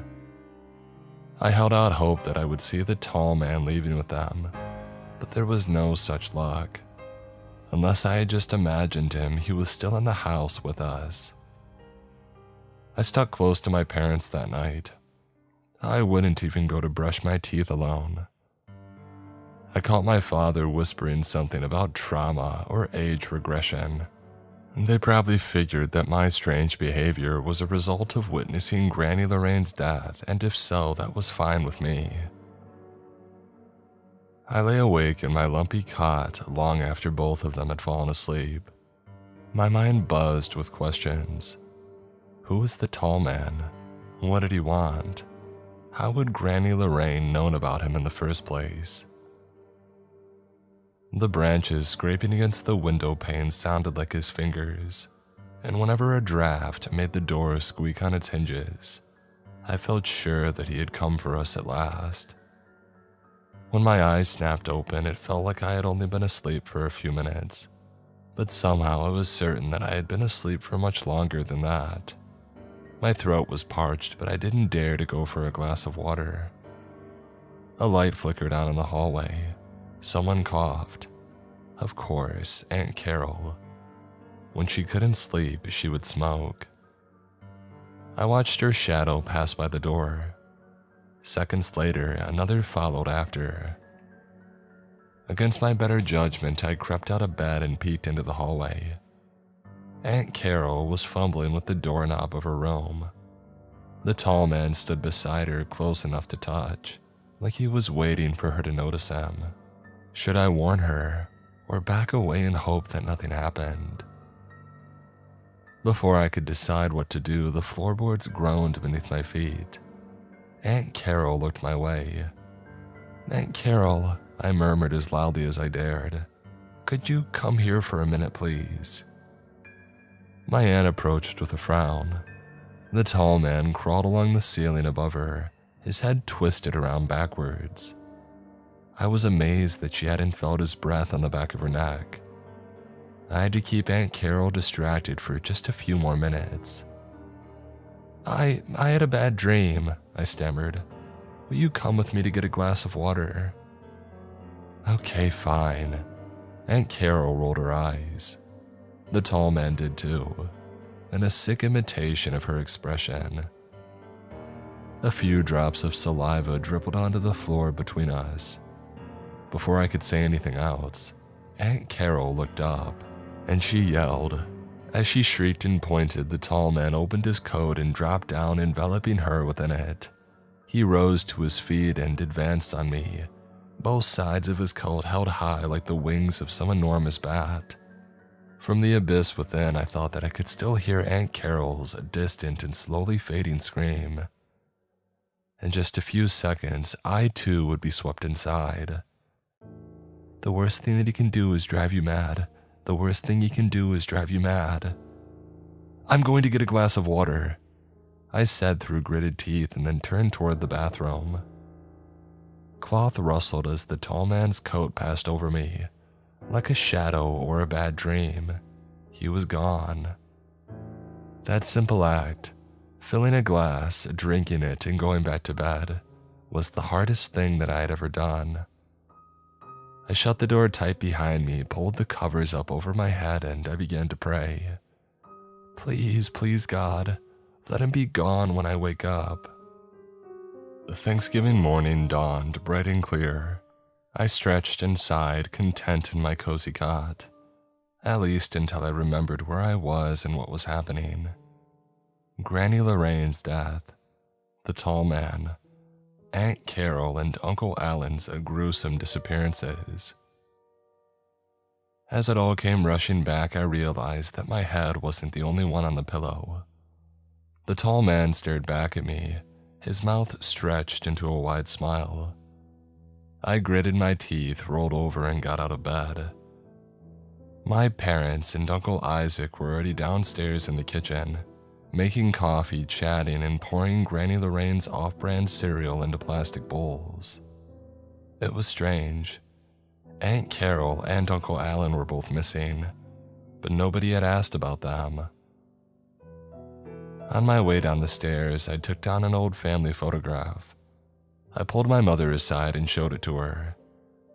"Who's this?" I asked, pointing to a much younger and happier Uncle Alan. "Who's who?" My mom squinted, confused. "Honey, there's nobody there. This is just me, your Uncle Isaac, and your Granny Lorraine." I wasn't sure which possibility terrified me more. The idea that she couldn't see Uncle Alan and Aunt Carol, or the idea that she was pretending not to see them. Did my parents know about the tall man too? Or did being taken by the tall man somehow erase people from existence? Either way, nobody included either Uncle Alan or Aunt Carol in the funeral arrangements. My father explained that we would be burying Granny Lorraine that morning, and then driving home in the afternoon. "Don't worry," he winked. "After today, you'll never have to set foot in this miserable place again." Once we had finished breakfast, I was ordered upstairs to shower and change clothes. I hated to make myself so vulnerable with the tall man around, but I had a plan. I left the lights on and the doors open. I checked behind the shower curtain and even sang hymns while I washed off. I had no way of knowing whether the noise and light would keep the tall man away, but I had to try something. So far, he had only been able to appear when I was alone or with one other person, but for all I knew, each person that he took made him that much stronger. I dried off and went to the closet for my stuffy, kid-sized suit. And that was how the tall man got me. When I stepped inside, he swung down from the ceiling, twisting hideously so that we were face to face. I began to scream, but then salvaged it with an old hymn. "Amazing grace, how sweet the sound that saved a wretch like me." The tall man's face darkened as though I had disappointed him. It was a perfectly ordinary face, mid-40s, light-skinned, sad green eyes, and somehow that made it all the more horrible. The tall man scowled and backed away into the gloom of the closet. While the adults got ready, I searched for clues about the tall man. Granny Lorraine didn't have a family tree or any genealogy books. The only reading material in the entire house was a stack of romance novels and tabloid magazines beside a recliner. I did, however, find a cardboard box full of my mother's old school things. At the very bottom was a stack of crayon drawings that she had done in kindergarten. They looked like the usual stick figure family that any child might draw, except for the tall figure in a stovepipe hat who appeared in the corner of every page. My heart skipped a beat when we all finally walked out together into the soothing fall sunshine. Was this it? Were we about to leave the tall man behind for good? My mother turned a key in the front door lock and then rested her head on the worn siding. "Bye, Ma," she sighed, and then stood tall and walked down to our car and climbed into the driver's seat. Uncle Isaac, who got car sick on the winding country roads, rode shotgun, while my father and I piled into the back seat. The engine turned over, and a few minutes later, Granny Lorraine's house was just a gray speck among endless fields of brown grass. Uncle Isaac turned around to ask my father something, and then clamped his hand over his mouth. The tall man had appeared in the seat between us. His spine had bent gruesomely to fit into the tight space, and his multi-jointed fingers were inching eagerly toward me. The tall man couldn't hurt me unless I acknowledged him, but my father didn't know that. He let out a grunt of surprise and swung a fist at the tall man's face. Now that sucker punch would have knocked out any ordinary man, but it only connected with empty air. The tall man contorted in the back seat like some awful boneless animal, twisting until he had stuffed my father inside that filthy overcoat. Memories of front yard ball games and fishing trips flashed before my eyes, and just as quickly my father had been swallowed up. My mother kept her hands perfectly placed on the steering wheel, like she was taking a driver's test. "So, honey," she forced herself to say, "what would you like for lunch after the funeral?" I don't know how I responded or how we managed to have a normal conversation, but by the time that we had reached the funeral home, the tall man had vanished once again. My tear-filled eyes locked with my mother's in the rearview mirror. It was the closest we ever came to talking about the secret that we shared. A few weeks after we buried Granny Lorraine, I got a letter in the mail from Uncle Isaac. There had been no sign of the tall man since he had taken my father, although whether that was because his hunger was sated or because he was biding his time, I had no idea. I still sensed him sometimes, waiting beneath a tree in the rain or in the grimy public bathroom stall beside mine, for example, but he hadn't actually appeared. Maybe that was what made me reluctant to open Uncle Isaac's letter, the fear that if I did, this whole thing would start all over again.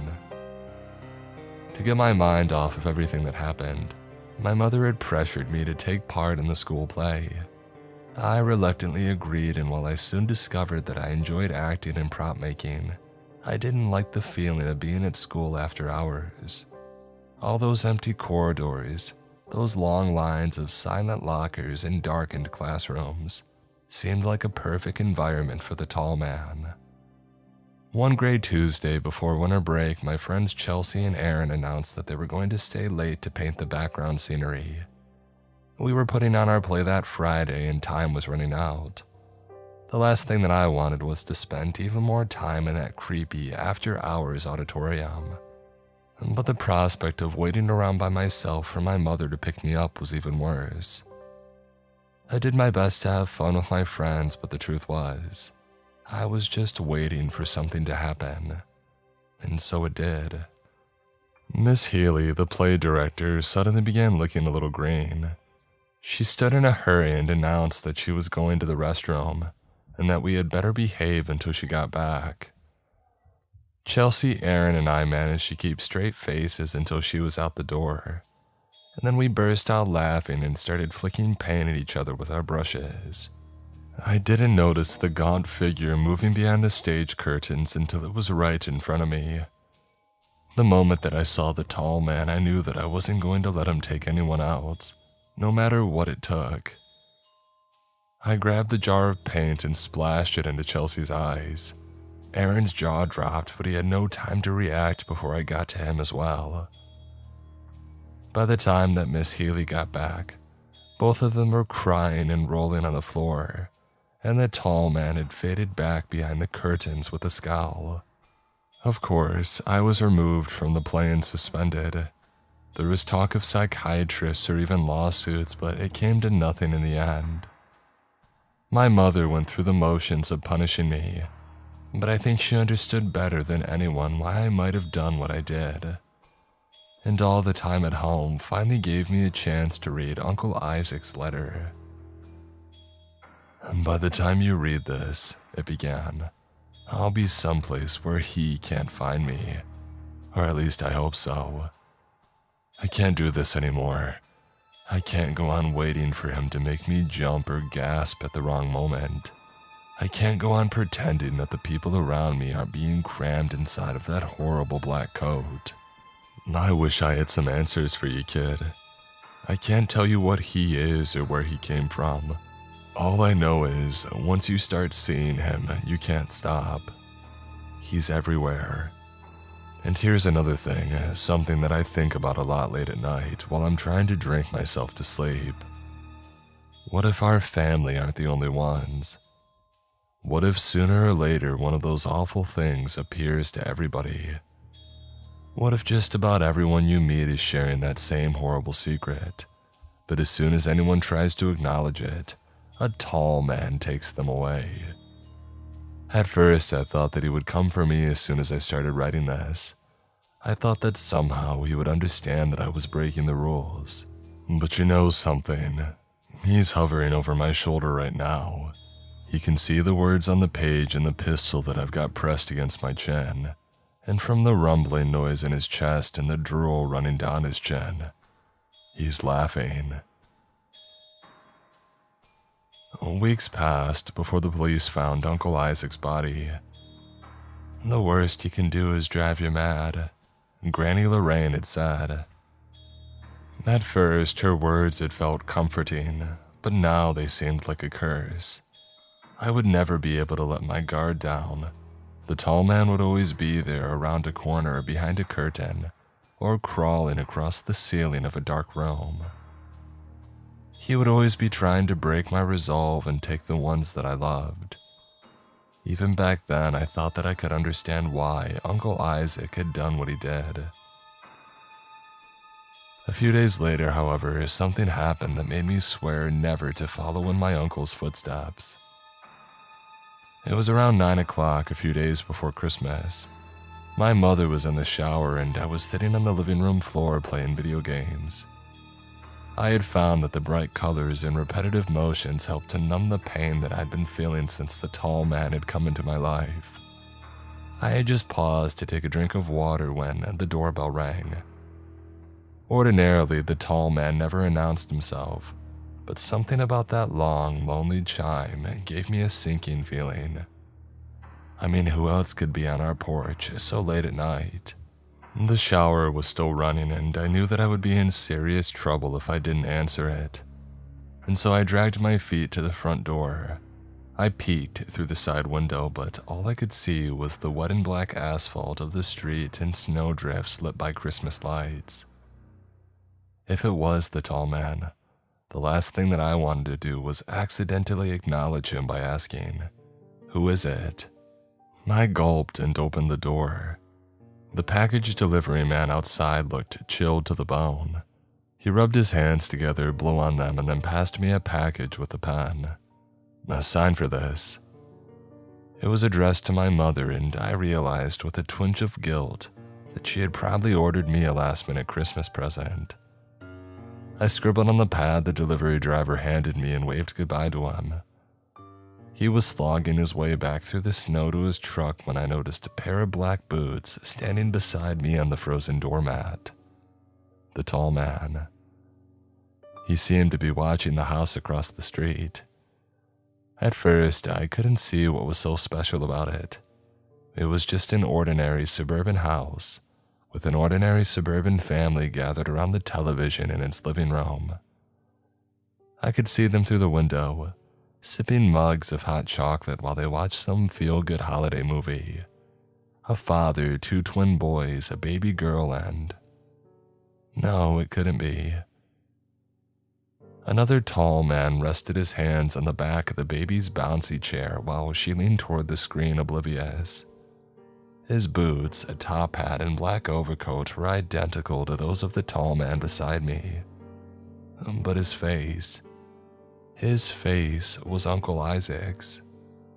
Although there was no way of knowing across such a long distance, I felt sure that he had seen me. I bit my cheeks to mask the horror on my face and then back through the front doorways, though I had done nothing more than collect a package. The tall man pressed his face against the window. He held a 5-jointed finger up to his lips and grinned. I turned away. When I glanced over my shoulder again, both of the tall men were gone. It didn't matter though. I knew that they would be back. It's possible that I'm not the first one to try to tell the world about the tall man. For all I know, all the letters people have written over the years all wound up stuffed into the void inside those long dark codes, and all the forum posts mysteriously disappeared into the black hole of cyberspace. For those who don't know, the truth sounds insane. For those who do, it's too dangerous to repeat. Maybe you have no idea what I'm talking about, but even if you've never seen a tall man, don't worry. Someday you will.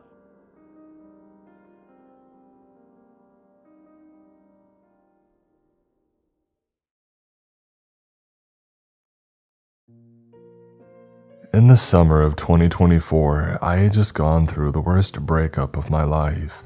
I had been dating my girlfriend Amanda for 4 years when I discovered that she was cheating on me with somebody else in our friend group. It was so out of character for her, I wondered if I had ever known the real Amanda in the first place. I began to question everything, my entire worldview. Our friend group splintered and I was all alone and quickly heading towards a very dark place. I decided that I needed a fresh start. I have a degree in library sciences and I began looking for jobs far away, places that I had always wished I could live, like out west among the mountains or tucked away at the fringes of the Arctic Circle. The job that I eventually got, however, was nothing quite so exotic, but very prestigious. I don't want to give away the exact details, but I was offered a job as a librarian at one of America's top universities. One of the beautiful ones with breathtaking Gothic architecture and history that stretched back before America was even its own country. The move gave me hope. If I had it my way, I would never have to see Amanda again. I would never run into her at the grocery store, never pass by her on the street. She would just be deleted completely from my life. Little did I know, Amanda was nothing compared to the problems that I was about to face. I started my first day with a spring in my step. I had even dressed the part. A dark, academia sort of look, with a navy vest over a white button-down and khaki pants. It was a good distraction from the breakup, taking on almost a whole new persona. I would be the cool, younger librarian with the cute glasses and good hair. But I would also have an air of mystery about me, maybe a dark secret or something. It sounds silly now, but at the time, it was a nice fantasy to indulge in. Anyway, the library was composed of 5 floors, 2 floors above ground and 3 floors below. That's what a lot of people don't realize about university libraries. They hold so many old and rare books, many of them have vast basement floors. It's a weird feeling walking through the stacks of books and knowing up above you is a courtyard or even a lecture hall bustling with students. But you're here underground like some mole or a cave dweller, digging deeper and deeper into rare books that haven't seen the light of day in decades. There was a lot of romance and mystery surrounding the whole thing. Unfortunately, I was to be stationed on the ground level. No labyrinthine book stacks for me, at least, and not usually. The ground floor was still amazingly beautiful. The ceiling was about 2 or 3 normal stories above me, and huge Gothic windows sat at either end of the large space. The old glass set in the arched windows was lumpy and uneven, distorting the view of campus outside. Desks with banker lamps lined the first half of the library, but the second half was all bookshelves, filled to the brim with old, leather-bound books. Anyway, my first day was going well. The head librarian, an older woman named Margaret, was in charge of training me. "We're not done," she had told me around noon, "as I need to get the employee handbook and the list of rules, but you can start getting settled in for the moment." And so I made myself comfortable at the librarian's desk and enjoyed the view. Sunlight streamed in through the Gothic windows, The rows of dark cherry wood desks scattered with students stretched out in front of me. The bookshelves stretched out behind me. I leaned back in my chair and drank in the beauty of the place, feeling hopeful for the first time in weeks. Until I heard the whispering. It was coming from behind me, so it wasn't the students sitting at the desks in front of me. I turned around, but I didn't see anyone. Of course, I wouldn't be able to see anyone at this angle if they were back in the stacks. The whispering was loud enough to be distracting though, so I got up and headed towards the shelves. I would have to reprimand them. So much for being the cool and hip librarian. I walked down the first aisle of shelves, but it was empty. And then I went down the next aisle, also empty. I tilted my head listening and tried my best to pinpoint the location of the sound. It sounded like it was just in the next aisle over, but when I rounded the corner, nobody was there. But the whispering was loud, really loud. It sounded like it was coming from one of the books. I walked back and forth down the aisle, and then I stopped, leaned down, and listened. It sounded like it was coming from the third shelf from the bottom. I leaned down and ran my finger along the old and worn book spines. There. I plucked the book off the shelf. It was bound in old and worn leather as if it had been made decades ago. The pages were yellowed, beyond yellowed, taking on an almost grayish tint. The title embossed on the front cover was some Latin that I didn't understand. I held the book up to my right ear and then to my left. There was no mistaking it. The sound was definitely coming from the book itself. What? It must be some sort of impressive prank, I thought. One of the college kids must have taken this book, carved out some of its innards and placed a tiny speaker inside, like those singing birthday cards. Maybe it was some frat thing and they left the book here. I strained to listen, half expecting the whispers to be saying something ridiculously obscene or something, but I couldn't figure out what it was actually saying. It sounded like multiple voices overlapping each other. I opened the book. The whispers immediately stopped. I flipped through the pages, but I didn't see any speakers, or batteries, or wires. It just looked like an old book as far as I could tell. But I did see something else. Notes scrawled on the margins. I hated when people defaced books like that. It just made my blood boil. Sighing, I squinted to read. "It's coming." One of the notes read on page 98. What do I do when it gets here? They didn't tell me. I don't know what to do. This one ran all the way up the margin on page 306, curving around the corner of the page. The handwriting was scratchy and frantic. "Put it back, put it back, put it back." Those 3 words were written in all lowercase, repeated over and over at the end of a chapter, completely filling the blank space of the page. The writing even crawled into the margins and around the page number like the person who wrote it was desperate to cover every square inch of that page. I looked down at the page number, 666. Well, that isn't scary at all, I told myself, though my heart was beginning to pound. I flipped the page. Under the chapter heading, there was a single sentence, written in neat scrawl. "Please help me, Colin." I dropped the book.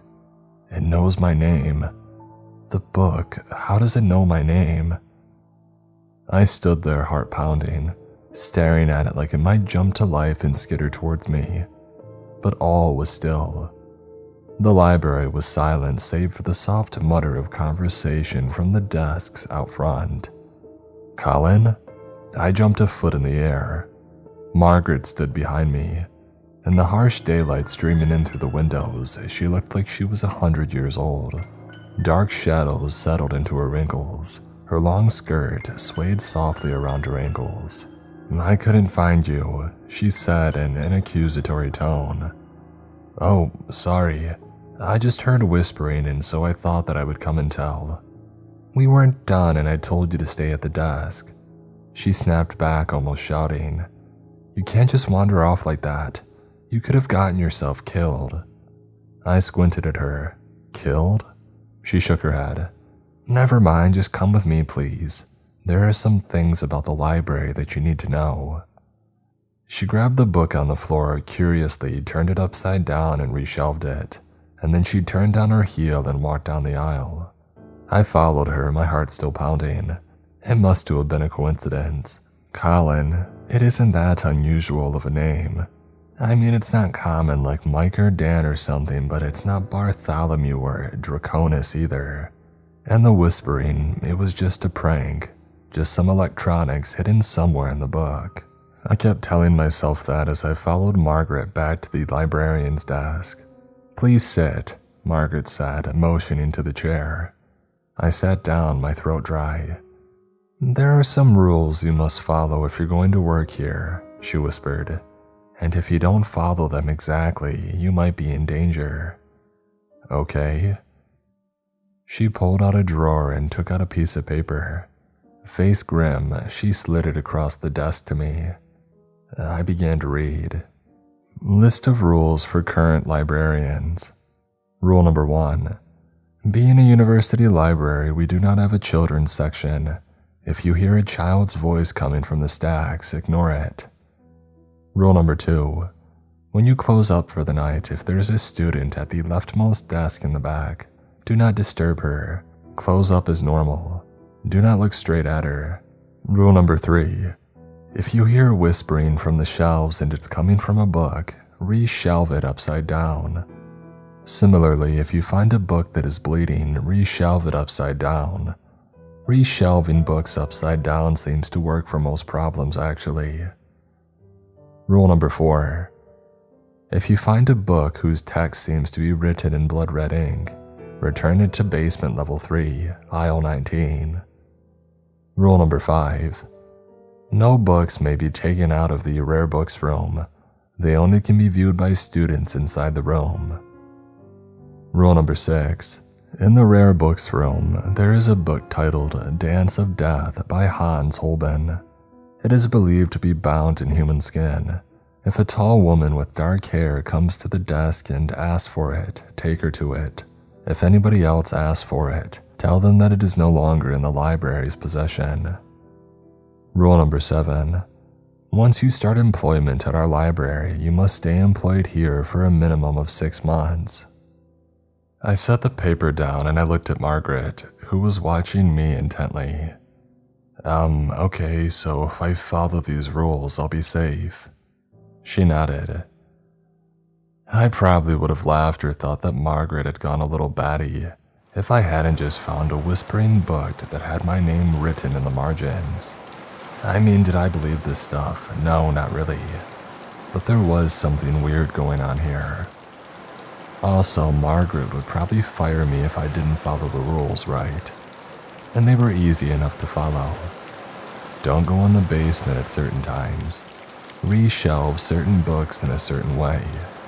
Don't let people see the book made out of skin. Easy peasy, right? The rest of my first day went well. I wasn't thrilled with how loud the students were being. There was a group of sorority girls that I had to reprimand thrice. But other than that, things seemed okay. I helped people find books, and I even got some reading done. When it was time to close up, however, I ran into trouble. I was the only one in the library. It was almost 10 o'clock, and as I was packing up my stuff, I heard it again. Whispers. That stupid book, I thought. The rules said that I needed to reshelve the book upside down. Well, that's what Margaret did. Sighing, I set down my stuff and I started towards the bookshelves. The main lights were off now. Only a thin strip of fluorescent lights was on, casting a strange bluish glow over the bookshelves. As I got closer to the whispering, I realized it sounded different from the book's whispers. It sounded excited. I heard a soft giggle and then the crinkle of something like a potato chip bag. I looked up and saw 2 sneakers poking out from the end of the aisle. I let out a little scoff. This wasn't a ghost or a haunted book. Some students had snuck into the library, probably on a dare or something. I approached the end of the aisle. The whispering grew louder, and then I could make out 2 words. "They're coming." They had heard me. Sigh. The whispers stopped, replaced by rustling, scuffing sounds. I ran to the end of the aisle, but when I got there, they were already gone. I was too old to chase some college kids through a library at almost 10 o'clock at night. "The library's closed," I called. "Please leave or I'm going to report you to." I trailed off. Who would I report them to? The dean, I guess. "I'll report you to the dean," I shouted in my scariest voice. Silence. Maybe they were already on their way out. I sighed, looking around.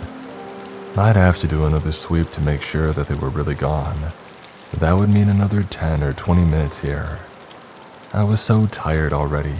Sighing wearily, I walked back down the aisle. And then I stopped. I had that feeling. That prickly feeling that starts on the back of your neck, like you're being watched. I froze and turned around, just in time to see a head dart back behind the aisle, followed by a soft giggle. They think that this is funny. It was a woman. All that I had seen was a flash of long strawberry blonde hair catching the light before she darted out of view. "Hey," I shouted as I ran after her. "Come back here." When I rounded the corner, nobody was there. Oh, come on. What was I supposed to do now? This was starting to feel less like a dare and more like a prank on me. They were actually seeking me out now, following me, laughing at me. Maybe they think that it's funny to scare the new librarian. But don't they have any better things to do, like drinking or clubbing or something? I pulled out my phone and called Margaret. She didn't answer. I thought about calling somebody higher up, like the dean, but I didn't have their phone numbers and they probably were asleep or something anyway. But this was above my pay grade, right? Chasing some unruly students out of the library. I stood there in the middle of the aisle staring at my phone, and then I realized this was a job for the campus police department. Duh. I started looking up their number, but a soft sound came from the other aisle. I looked up and stopped dead.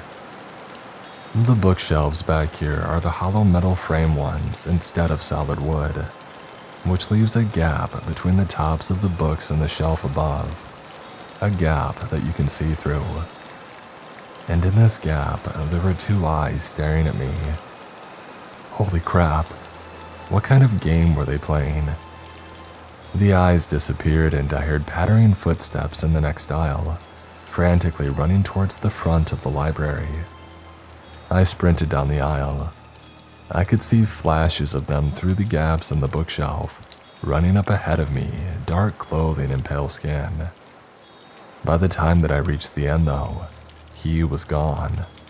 No, wait. He wasn't gone. He was sitting at one of the desks up ahead, facing away from me, wearing a hoodie with the hood pulled up. Excitement throttled through me. Gotcha. I tiptoed towards him, holding my breath as I got close. All the lamps were off now. The main area was only lit by a few safety lights way overhead, and the moonlight was streaming through the Gothic windows. I tiptoed closer to him, and closer. When I got a few feet behind him, within grabbing distance, I said plainly, "If you and your friends get out in the next 30 seconds, I won't call the police."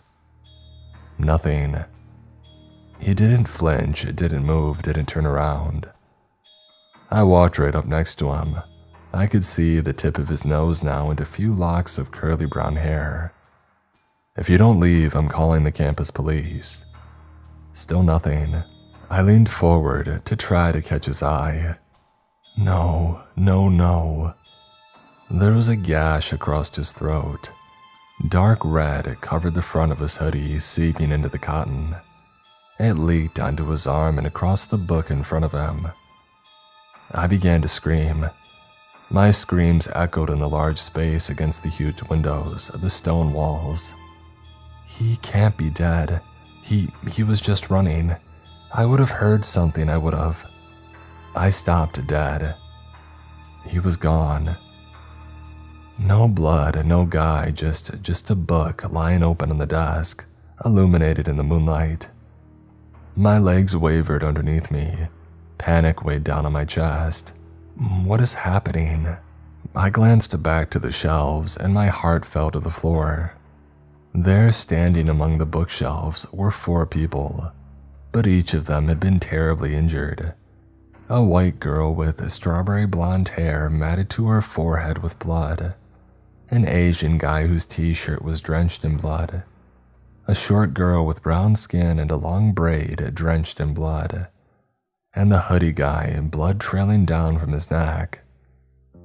As soon as my eyes focused on them, they vanished. I stood there, the world tilting around me, my ears ringing. Before I collapsed, I took a seat at the desk, and that's when I noticed the book. It was open to a random page in the middle, but the text, it was a normal text. It was various symbols and glyphs from a language that I had never seen before, and it was written in blood-red ink. The rules, I realized. The rules said if I found a book with blood-red ink, I needed to reshelve it. On the lowest basement level, B3. Well, crap. I swallowed and looked around. The library was empty, so quiet that you could hear a pin drop. Even outside, the campus appeared dark and empty, the full moon distorted and warped through the glass. I was expected to go down to the basement all alone and reshelve this book. My brain struggled for a moment. On one hand, that seemed like a really stupid idea. On the other hand, Margaret told me to follow the rules. I was terrified of what would happen if I broke them. So holding the book to my chest, I started my descent. There was no elevator, just sets of spiraling wooden staircases drilling lower and lower into the earth, narrowing with every floor. I remembered looking at the floor plan of this place and noting that the basement levels were much bigger than the main floor. While the main floor was several thousand square feet, the first basement level was almost double that, and each level got progressively bigger. With that unsettling thought, I descended the steps as fast as possible, and before I knew it, I was stepping into the B3 level. Just like upstairs, only the safety lights were on. They were much smaller though, and there were great big swaths of darkness between each light. The shadows pooled between the bookshelves, looking like they might swallow you up if you got too close. Get this over with. Find aisle 19 now. Taking a quick look at the shelf numbers, I realized that aisle 19 would be at the far side of the room. Just my luck. But the fact that I was following the rules should offer me some protection, right? If there was something down here, I wasn't trying to disturb it. I wasn't wandering or loitering or making noise. I was returning the book that was supposed to be returned. Margaret promised me that I would be safe if I followed the rules. Didn't she?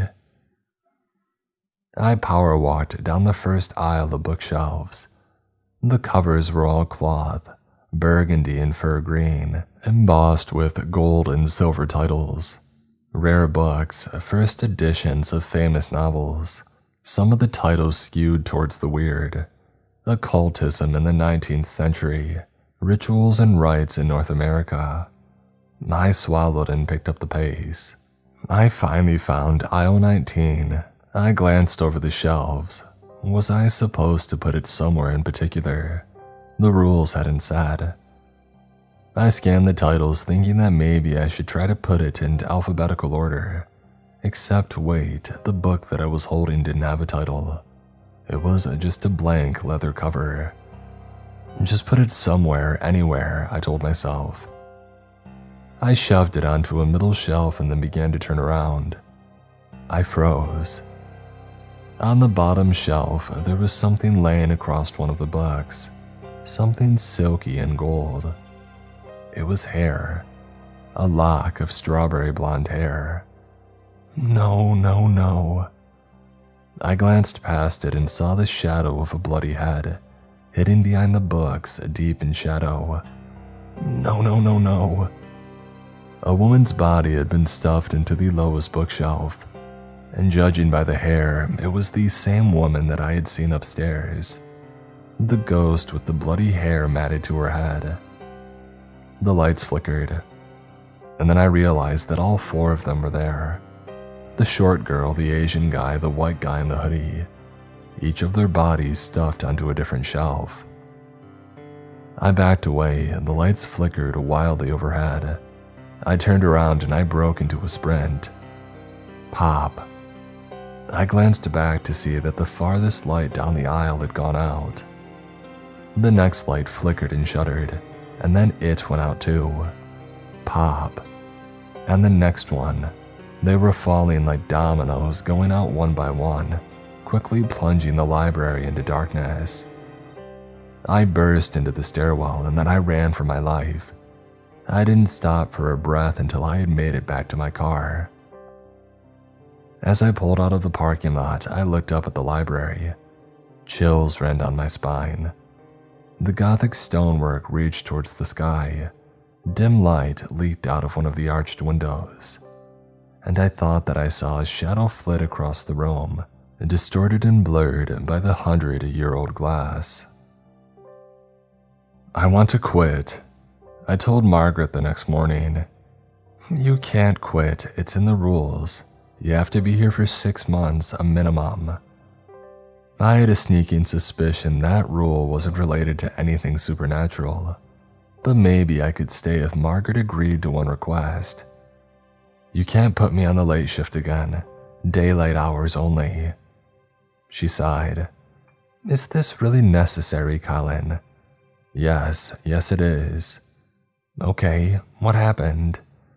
How could I say this without sounding insane? Then again, Margaret's list of rules had been pretty off the wall. If anyone was going to believe me, it should be her. I saw 4 college students who looked like they were dead. And? I balked. And? Isn't that enough? Oh, the quartet won't hurt you, she said. The quartet? Yes, she said, not giving any more explanation. I didn't include them in the rules because they aren't dangerous. Yes, they are restless spirits, but it's the book that's dangerous. As long as you follow the rules about the book, no harm will come to you. She paused. Well, no physical harm at least. I suppose interacting with them can be a little traumatic. So you knew about them and you didn't tell me. She shrugged. They won't hurt you. Look, just put me on day shifts only, please. I'll try my best, but I can't guarantee anything long term. Okay, that's fine for now. I would cross that bridge when it came to it. I figured nothing in the library could hurt me so long as it was bright and filled with college students. I mean, really, was a demon going to come out of the books when the entire football team was sitting right there, cramming for their psych final? I'll be safe in the daytime, I thought. I didn't know how wrong I was. That morning was slow. Only a few students came in, taking up a desk in the far corner to study. I decided to use my time to research the quartet, since Margaret refused to talk about them, no matter how many times I asked her. It didn't take long to uncover an article published by the campus newspaper.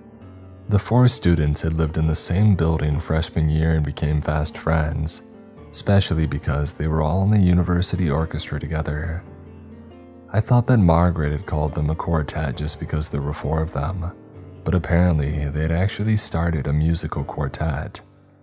The white girl with the strawberry blonde hair had played cello, the short girl with the long braid had played the viola, and the 2 guys had played violin. They were even planning to record an album of orchestral music together. They were ambitious, doing well in their classes, and well-liked among their peers. And then they had been found dead on the lowest basement floor of the library. The article didn't go into more detail, so I started scrolling through various message boards, and that's where I found the truth. According to friends, they had planned an overnight stay in the library that night. They had heard rumors of a book that only manifested after midnight that could grant the finders anything that they wanted, like fame and success. But then the next morning, their bodies were found by the custodian. They had been stuffed into the bookshelves on the lowest basement level, covered in horrible wounds. Some official media reports mentioned strange occult behavior too, probably referencing the book. How does a book kill someone? I thought. Maybe it was cursed, or maybe it contained an incantation that they read aloud that caused the horrible wounds on their body. I tapped my fingers on the keys, and then I opened up the library catalog system. The book didn't have a title on the cover, so I didn't know what to search for. I tried filtering books by year published, because it was obviously very old, and then by their location in the library, which I guessed was the third basement level, B3, but I didn't find anything. And then on a whim, I searched for the word untitled, and a book came up, but the location simply read unavailable. Was that the book, or was there some other random book titled untitled?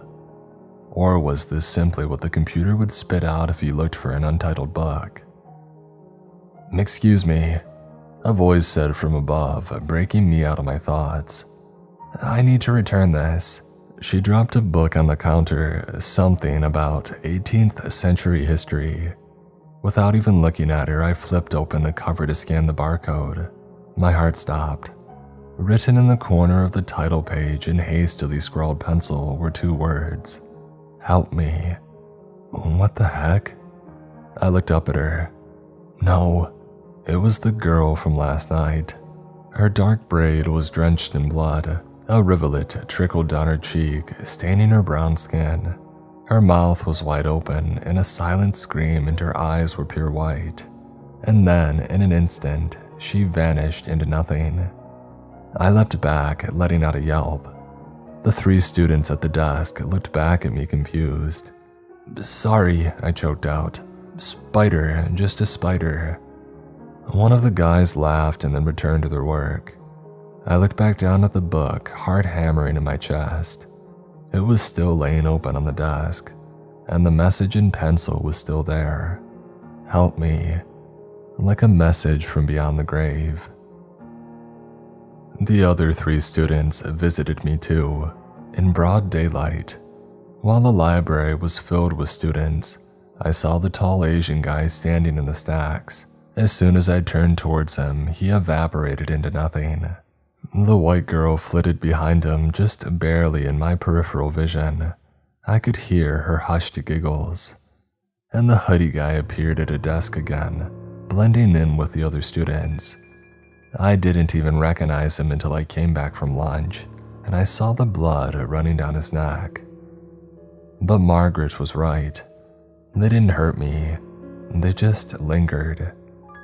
They wanted my attention. They wanted me to help them. But how? I didn't know. I searched for more articles, more message boards, but I didn't find any more information about the book or their deaths. I wasn't sure what to do. So over the next week, I just tried to ignore them. I focused on my work, on making a good impression. I tried to be the most helpful, best librarian that I could be. I foolishly thought that maybe things were looking up. I had even made a friend, a postdoc student named Claire who came in often for her classics thesis. The books she checked out were in Latin and other languages that I didn't understand, and she was 2 years older and 5 times smarter than me, but I entertained the thought that there was a spark between us. But as it turned out, Margaret was right. There were things far more dangerous in the library than the quartet. It was late afternoon on a Wednesday. The campus outside the window was blurry shades of gold, long shadows stretching across these stone pathways. I was idly staring out the window when there was a sharp rap on my desk. I looked up to see a woman. She was very tall, around 6 feet, with ebony black hair. She was beautiful, but not in an attractive way, if that makes any sense. There was no warmth to her. She had ice-cold blue eyes and skin so pale that it almost looked translucent. She looked like she could be in college, except she was dressed in old-looking clothing. Really old-looking clothing. An ornate cream and maroon dress trailed onto the floor that almost looked like a Halloween costume for a 1500s baroness. I glanced around, but it didn't seem like any of the other students noticed this oddly dressed lady. "I'm looking for Dance of Death by Hans Holbein," she said in a soft voice. Why does that sound so familiar? And then I remembered the rules. That was the title of the book bound in human skin, wasn't it? I wasn't supposed to show it to anyone except. I pulled out my drawer and scanned the rules. The woman matched the description of the one person who was allowed to see it. "It's downstairs," I said quietly, so that nobody else would hear me. She followed me down the stairs to the rare book room. I pressed my key card against the reader and the light turned green, emitting a melodic beep. I handed her a pair of gloves, put on some myself, and then started looking through the shelves. There weren't many books in the rare book room, so I found it easily. Surprisingly, it didn't look much different from the other old books that I had seen. Red and gold had been embossed over the skin, hiding its true color and texture. I pulled it off the shelf, stomach rolling, and I began to turn around. "Here it is, miss." But my words died in my throat. The woman was still standing there, but she was smiling, grinning, a manic, awful grin stretching up to her eyes. My stomach did a flip. The rules said to let her see the book. She didn't move. She just stood there grinning at me. No, not at me, but at the book. Her eyes were locked on it like it was the most interesting thing that she had ever seen. I broke out in a cold sweat. My legs shook beneath me. I dropped the book onto the desk in the middle of the room and I quickly darted backwards, like a zookeeper giving a slab of meat to a hungry lion. She dove towards the desk and sat down.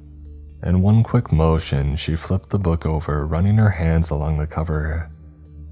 "My love," she whispered, "I'm so sorry." And then it all clicked into place. Your husband?" I asked, a lump forming in my throat. She took her eyes off the book for a second. "Yes." She pulled one of the gloves off and then poised her bare finger above the book. As soon as her skin had touched the cover, she disappeared into thin air.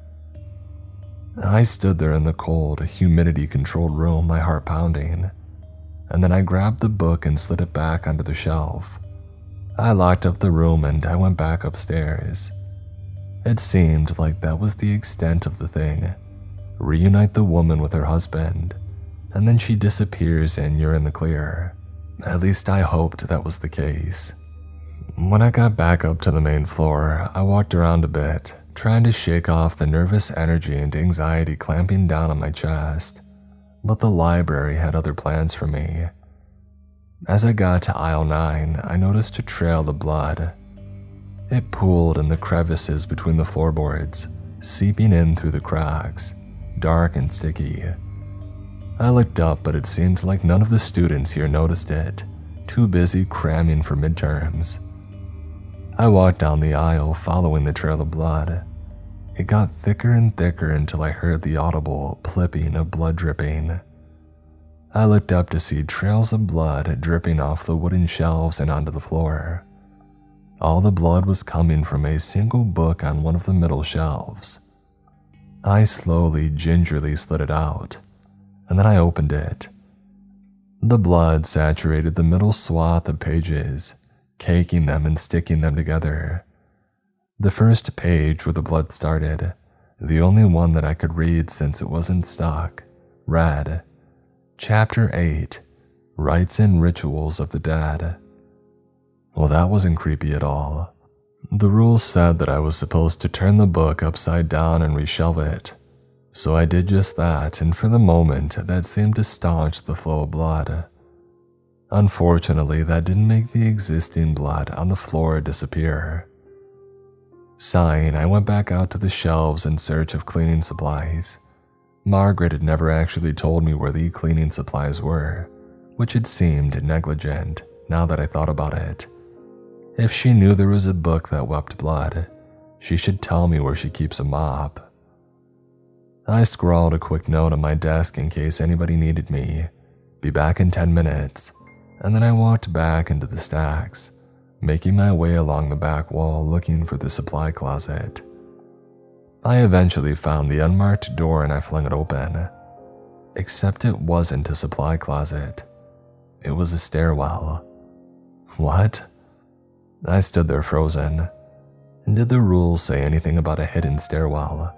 I didn't think so, but here it was, a curved, narrow wooden staircase descending into the darkness.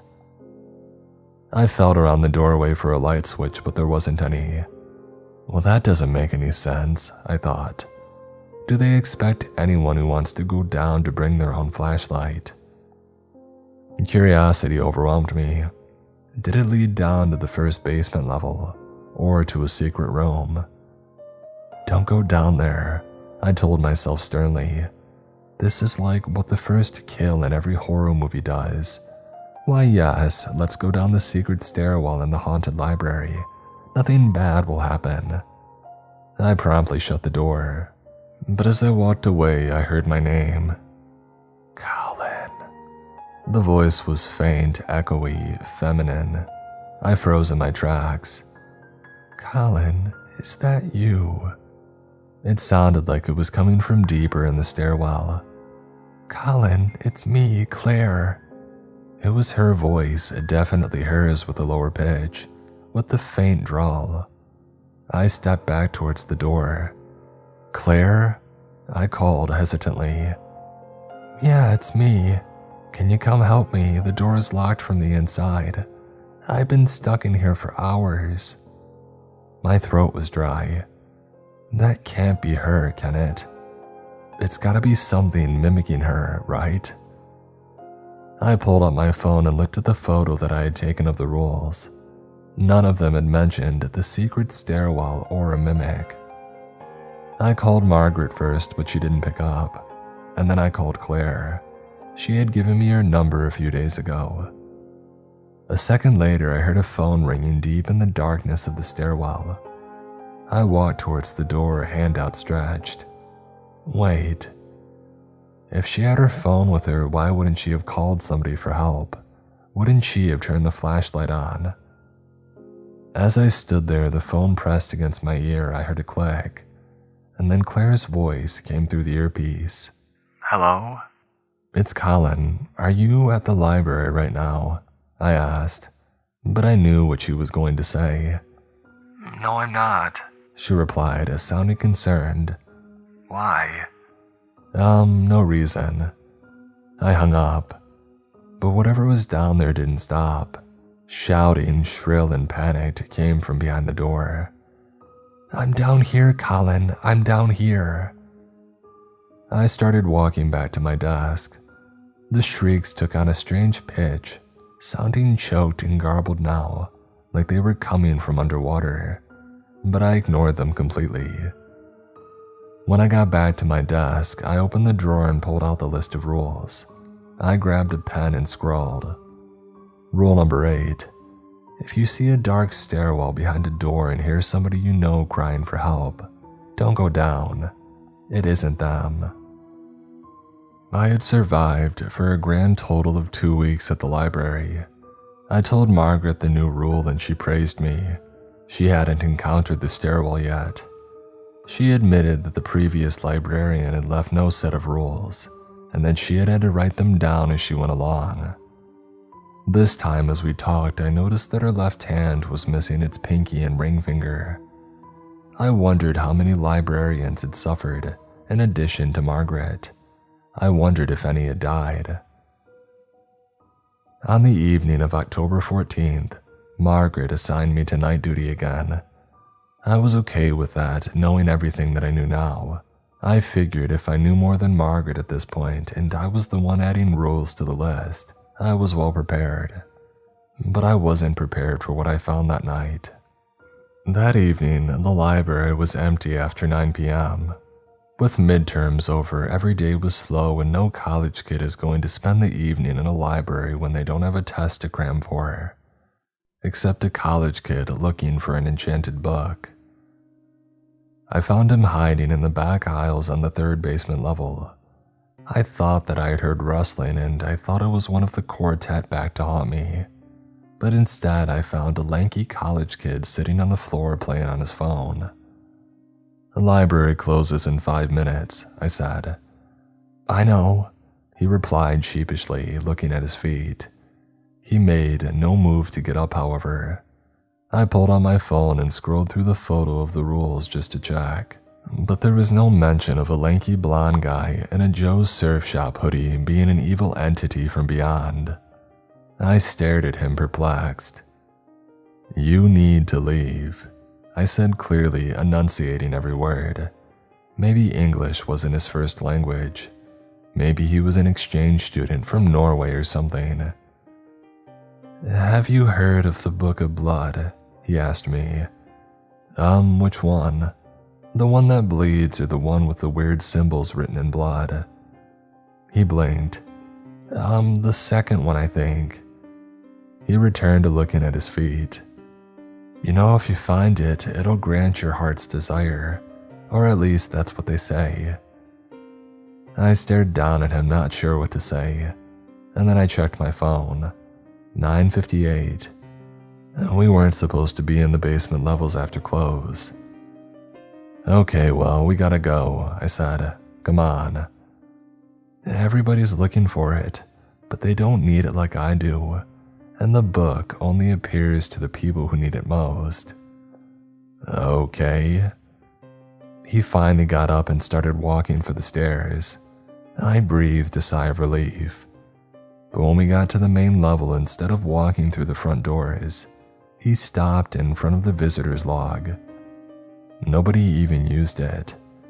It was a big old book set next to the front door for people to sign or leave notes. I had never seen anybody actually sign it. College kids have better things to do. I waited for him to open the door, but he just stood there looking at the book, silently, intently, not saying a word. My stomach flipped. Margaret didn't know all the rules, remember? A little voice in my head whispered, maybe this guy was somebody that she didn't know about. A new spirit, a bad one. I took a step back, my heart starting to pound. They say you have to write your name in blood in the visitor book before midnight, he said, still not looking at me. And then the book will manifest if you're worthy. Have you ever tried it? You really have to leave, I pressed. The library's closed. He looked out the door and turned away from me. His wild, blonde hair was silhouetted by the moonlight. I can't leave, he replied in a low voice. Why not? A few seconds of silence passed between us. He didn't turn around. Maybe he can't leave. Maybe he's dead.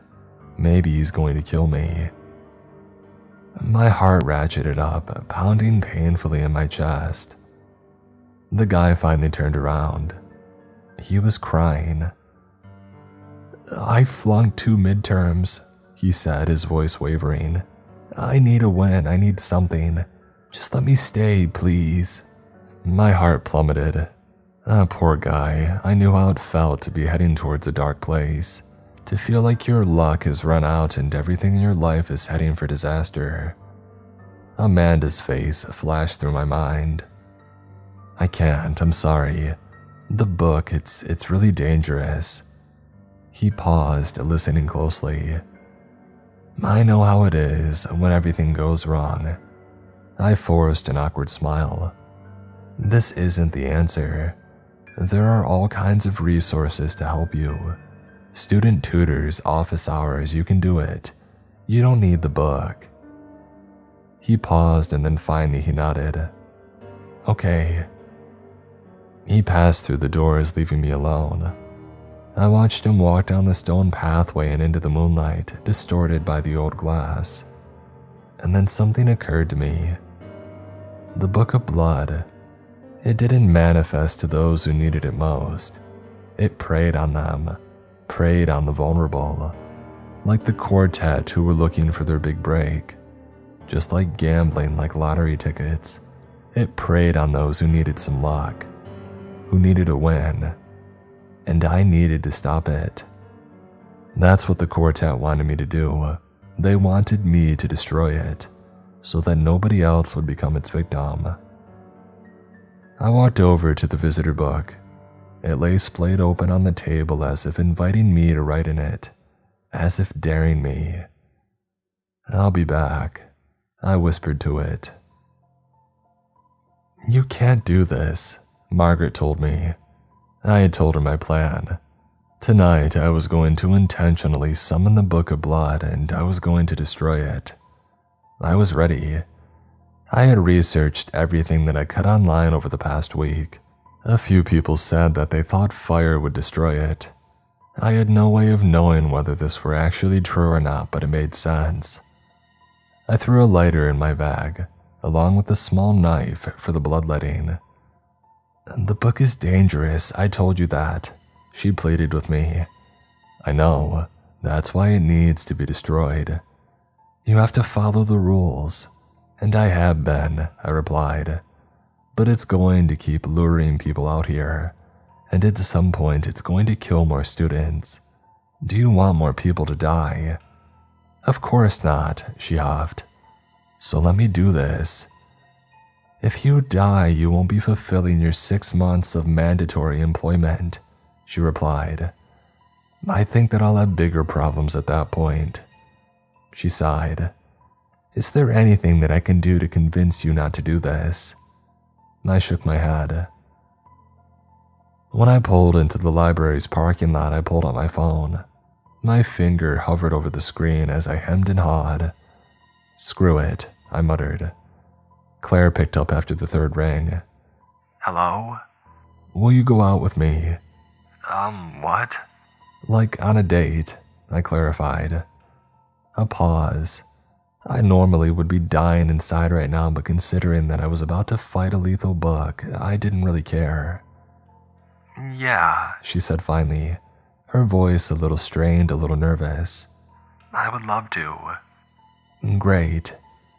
And riding on the high of her yes, I walked up the steps to the library.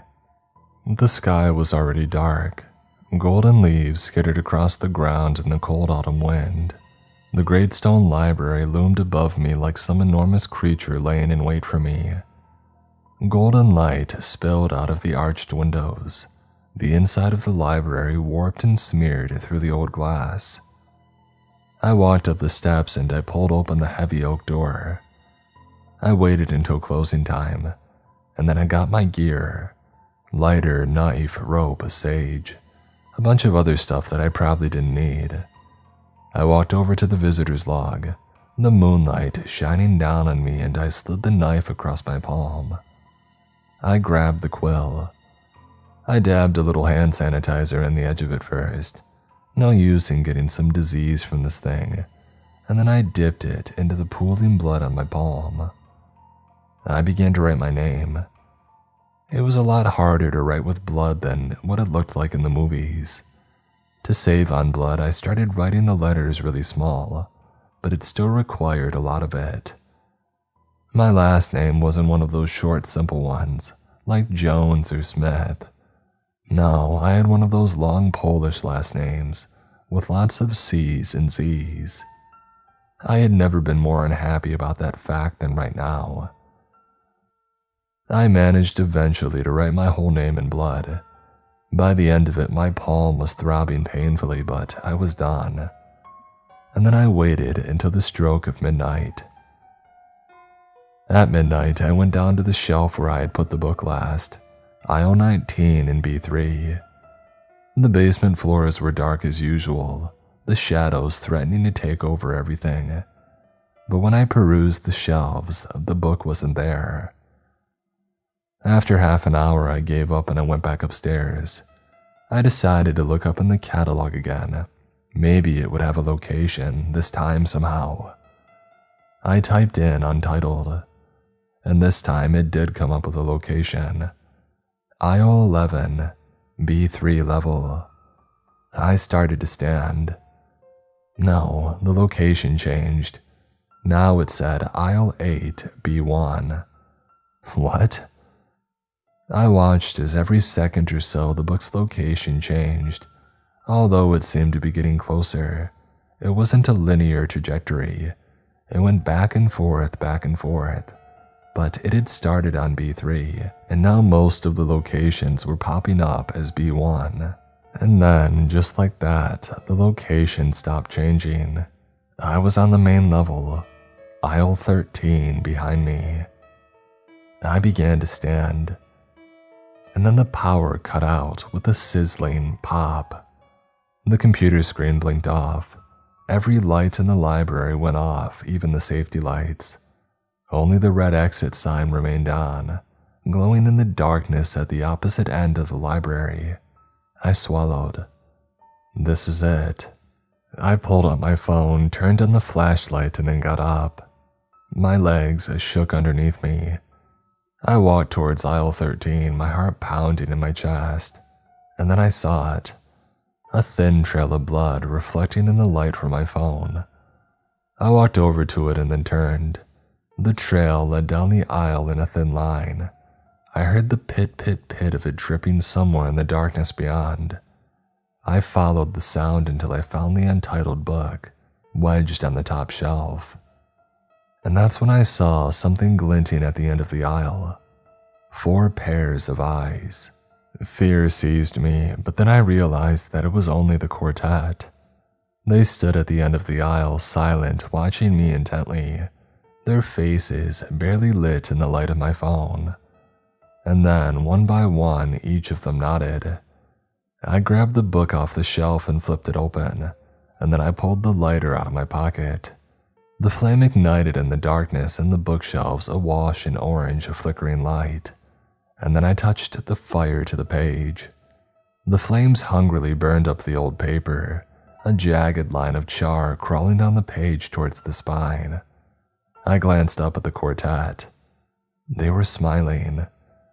Not evil, ominous smiles. They looked happy. And then I noticed the blood was gone. Their injuries were healed. For the first time they looked as they must have looked in life. Happy, smiling, and full of promise. And then, in a blink, they disappeared. My heart soared, but then I froze. A gust of wind blew through the shelves. It was so sudden, so powerful that I dropped the book. It clattered loudly to the floor. The flames flickered and danced in the wind, and then they went out. I was left in utter darkness. I could smell the acrid singe of smoke in the air. No. I flicked the lighter on again with a soft click, and saw that someone was standing in the aisle. Not one of the 4 students. A thin, tall person wearing a long coat and a hat that shaded their eyes. The person raised their hand to point at me, but it was skeletal, all bone, as gray and as weathered as the pages of the book. And then the figure changed. A familiar figure stood in front of me, lit softly in the firelight. Up-slanting blue eyes, a heart-shaped face, curls of dark blonde hair. My entire body thrummed with nervous energy. It was Amanda. "Colin," she said in a sweet, soft voice that pulled back a million memories. I've missed you so much. This isn't real, I told myself. This isn't real. When I looked closely at her face, I expected it to be wrong somehow, like weird AI art, like some strange jigsaw sewn together. But from everything that I could see, it looked exactly like her. My Amanda, smiling, beautiful, alive in the flickering light. We can be together again, she said. Get away from me, I snarled. I don't know what I expected would happen, but it wasn't this. Amanda's beautiful face crumpled into an angry expression, a snarl of rage, and then she was pressed up against the bookshelves. The man she had cheated on me with kissing her neck. Her head tilted back and she made eye contact with me, grinning. This isn't real, I told myself, but that didn't stop the sick, horrible feeling from washing over me. I wanted to vomit, I wanted to run. Seeing them, this hallucination of them, was making my skin crawl. But then I realized with horror that Amanda's face had changed. It was now Claire staring at me and smiling as the man kissed her neck. She'll never love you, the voice said, but it was a strange mix of both Amanda's and Claire's voices. And another voice, something underneath it, deep and ominous. Discordant, jarring, like nails on a chalkboard. You're not real, I shouted. I tore my eyes away from the image of Claire. I crouched down to the floor and, hands shaking, I touched the flame to the paper. It immediately began to burn, as dry as a bone. But then the wind picked up again, roaring through the shelves, and the fire fluttered dangerously. I crouched and tried to shield it with my body, but the flame still bowed to the floor at the mercy of the wind. Creaking and clacking sounds came from the aisles all around me. More skeletons. She'll never love you, the voice repeated above me, above the roar of the wind, sounding even more discordant, more off-key. Nobody will be loyal to you. You are nothing, you are unworthy. The flames danced and bowed and flickered. I tried to block out the voice, tried to build a dam around the torrent of tears that was threatening to fall. This isn't real, I repeated in my head over and over as the flames danced. Burn the book and make sure that nobody else dies. But it seemed like a losing battle. The wind roared, the chorus of voices shrieked above me, the bookshelves rattled. A few books clattered to the floor around me, pages splaying open. The flames flickered in and out, flirting with death. And then suddenly something from the rules popped in my head. Something that I thought was funny at the time. A weird little line that Margaret had put in there. Reshelving books upside down seems to work for most problems, actually. I grabbed the book still on fire and shoved it back in its place, upside down. The flames shot out of the pages, lifting towards the ceiling, and then a horrible shrieking sound pierced the darkness. The wind roared, my clothing stuck to my bones, my hair rippled. I grabbed the bookcase to steady myself, and then the flames grew into a crackling fire stretching up towards the ceiling, lighting the entire aisle in flickering orange light. The shadows stretched and yawned across the floor. The fire crackled and hissed as it turned the pages to ash, and then everything stopped. The screeching, the rattling, the howling wind. The lights flickered back and above my head, temporarily blinding me. I looked around, but there was no Amanda, no Claire. The library was empty. I stood up and I turned to the book, but it was nothing more than a hollowed-out shell. All the pages inside disintegrated to ash. I walked down the aisle, back towards the main desk, and somewhere off in the distance, I thought that I heard the faint sound of violin music, carried on the wind.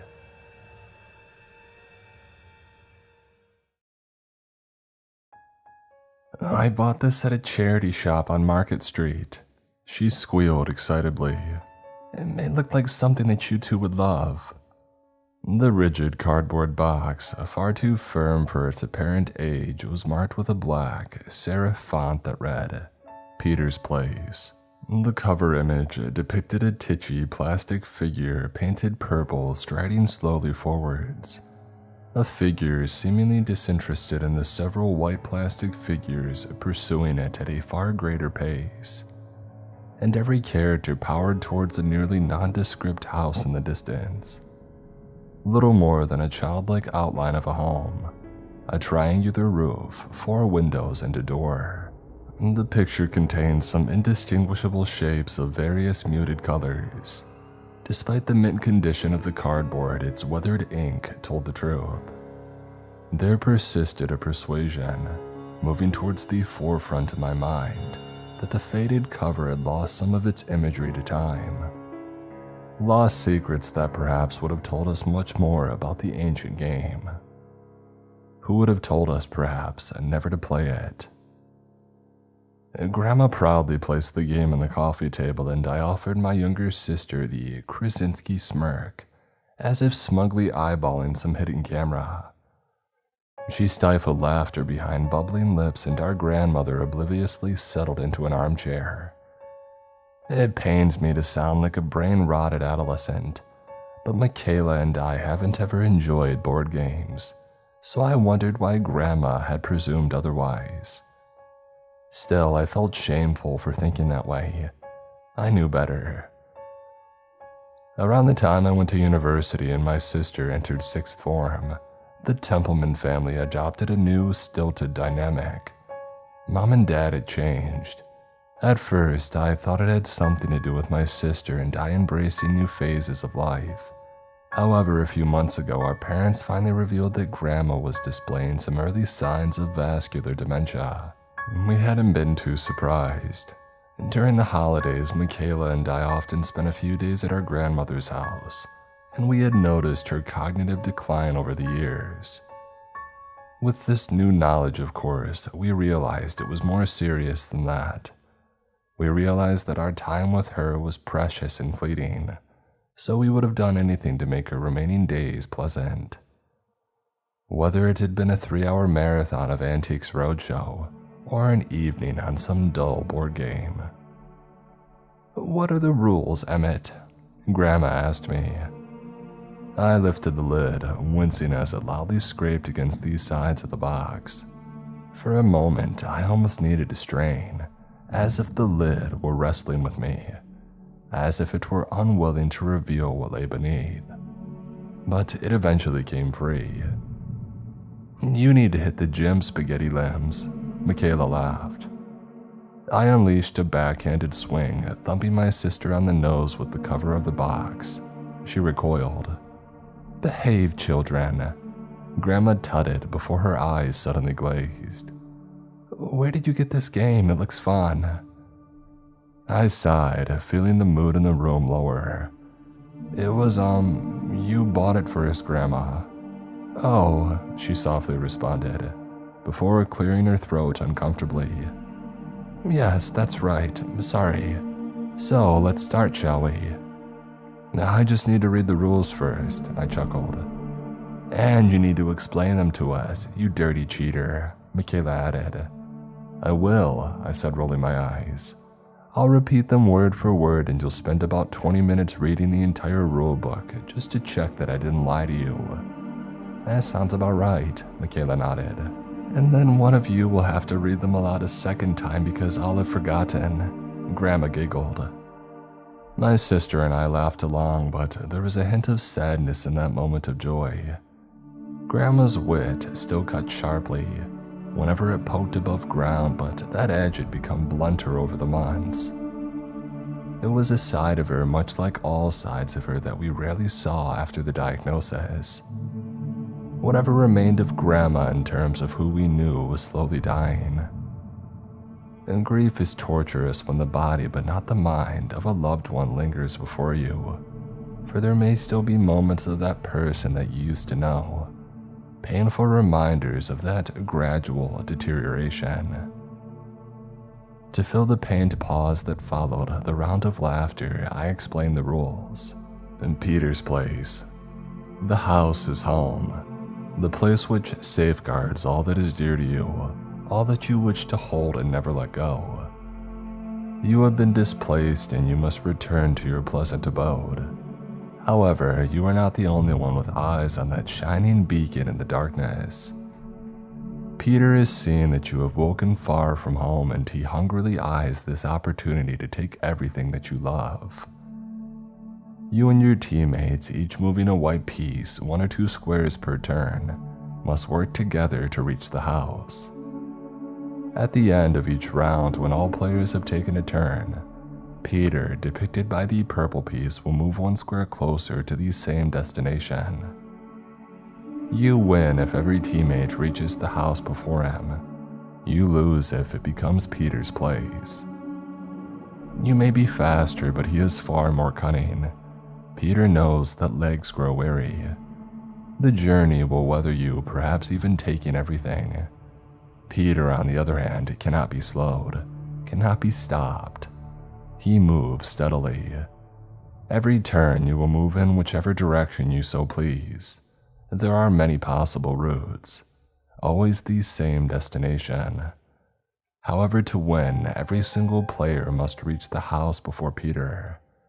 After moving your piece, you will pick up an item card, adding it to your collection, and a choice card. The cards must correspond with the color, either red or green, of the square on which you land. If you land on an event square, you must also draw a corresponding event card. If a player reaches the house, item and choice cards do not need to be drawn. However, if all players have crossed the line, draw 1 final event card to determine your victory or failure. It may be red or green. This is no game of chance. No matter the situation presented, you decide the way. Peter is an ambitious man. Peter is an inquisitive man. Peter is, above all else, a self-serving man. To him, a house is not a home, it is food. And he will stop at nothing to take it from you, to take everything from you. Understand that you may win today, but nothing lasts forever. One day, the coarse sands of time will rot your door to the ground. One day, Peter will have his place. When all players are ready, the house will open and the game will begin. Grandma sighed. Whoa, that was a mighty mouthful. Most of it simply set the scene. The rules actually seem quite straightforward, I assured her. I know it's a strategy game, but it'll be easier than chess. Think of it that way, Grandma. You're good at chess. Yeah, and plus we have to work together, so we'll help you out, Michaela added. And we won't have to worry about Emmett cheating to beat us. What sparked this Emmett is a cheater crusade? I asked, laughing. Monopoly 2015. Mayfair Gate, my sister bluntly explained. I snorted even louder. I was 10 years old. You put 5 houses on it, Emmett. 5, Michaela barked. The max is 4 and you know it. And you knew it then too. Nobody stopped me, I shrugged, grinning. It's a good life lesson, Michaela. You've got to keep your eye on the ball, you know. Property development is a ruthless game. My sister huffed while unpacking the box. She started to unfold a large cardboard square onto the carpet, revealing an entanglement of various cross junctions and overlapping routes. There were dozens of ways to reach the plain 2-story house with no discernible features. Some roads passed through a dense woodland, and others passed through an abandoned town. My eyes wandered across different passages, trying to ascertain which pathway would be the quickest. The most direct route to the house squeezed between the woodland and the town. However, I counted a greater number of green than red squares on the tempting route, and something told me that green might bring far worse odds. Peter's place unnerved me for a reason that I didn't understand. I found myself not wanting to eye the board for a prolonged period of time. What have you got your hands on, Emmett? Grandma asked, waking me from the trance. I had been so transfixed that I forgot that I had plucked an old cotton bag from the box. I loosened the drawstring to find a dusty heap of plastic figurines at the bottom, 3 white and 1 purple. As I removed them from the bag, hand trembling, my sister laughed. "What are the odds? It's as if it were made for us," she said. Something about that sent shivers down my spine, though I internally chastised myself for being frightened by a coincidence. I was trying to make sense of the fear response within my body, embarrassed that I was growing increasingly afraid of something as banal as a board game. There were starting squares in the bottom corners of the board, one on the far left for the main players and one on the far right for Peter.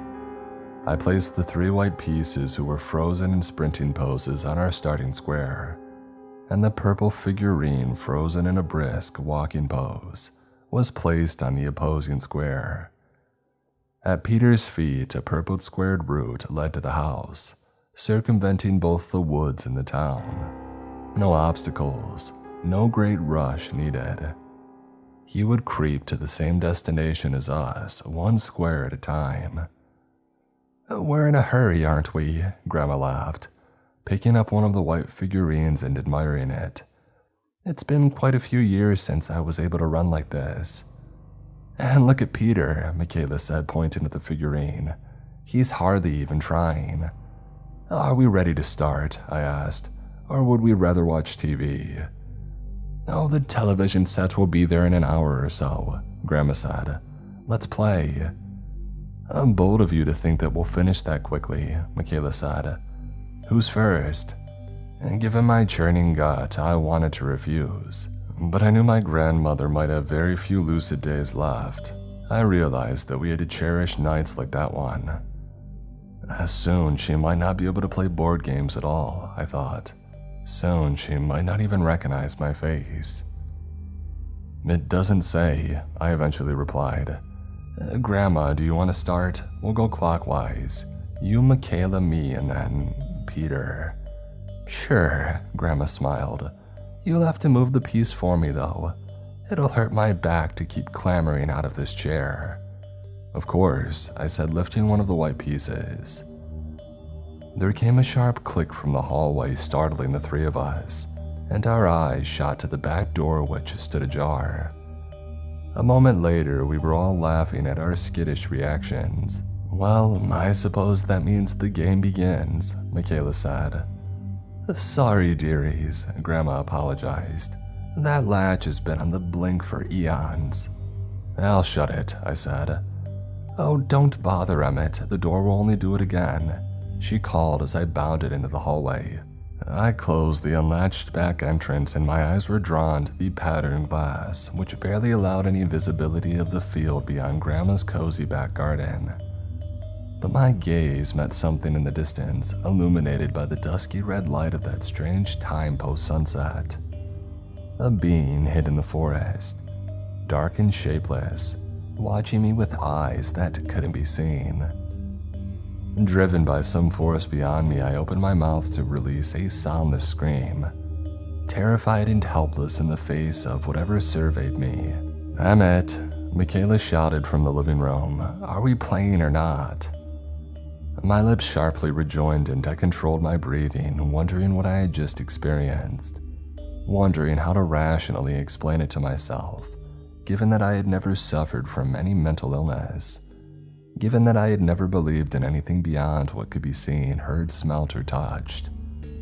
But on that night, I didn't doubt that something lurked in the forest, something with intent neither cruel nor kind, something that didn't feel at all.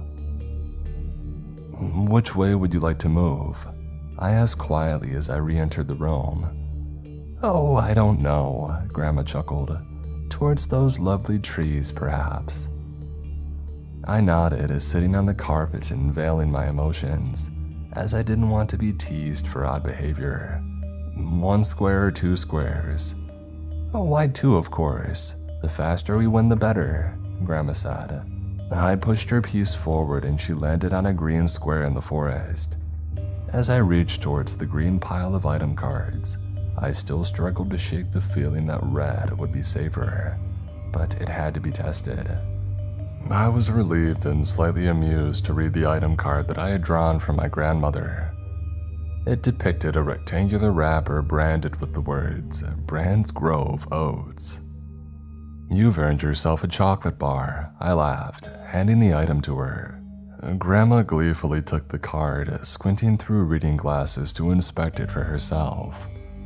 Her strong smile gradually softened into something level, something cold. I had never seen her that way. She was only ever bright and jovial, a woman who always radiated warmth. But as her sunny disposition had departed, a chill swept over my flesh, riddling it with goosebumps. My sister drew a green choice card from the top of the pile and read it quietly. "What does it say?" I croaked. "You wade through a stodgy puddle clogged by brittle flakes. It is far deeper than expected. The liquid rises above your frail ankles, threatening to swallow you.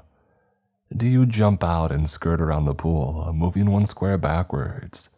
Or do you risk seizing a nearby branch to free yourself, moving one square forward and adding this choice card to your personal supply?" "I object to the notion that I have frail ankles," Grandma gasped, bending forwards with a wince and scratching the fabric on her left sock. "Oh, I don't know. I'm in no hurry. I'll step out of the puddle."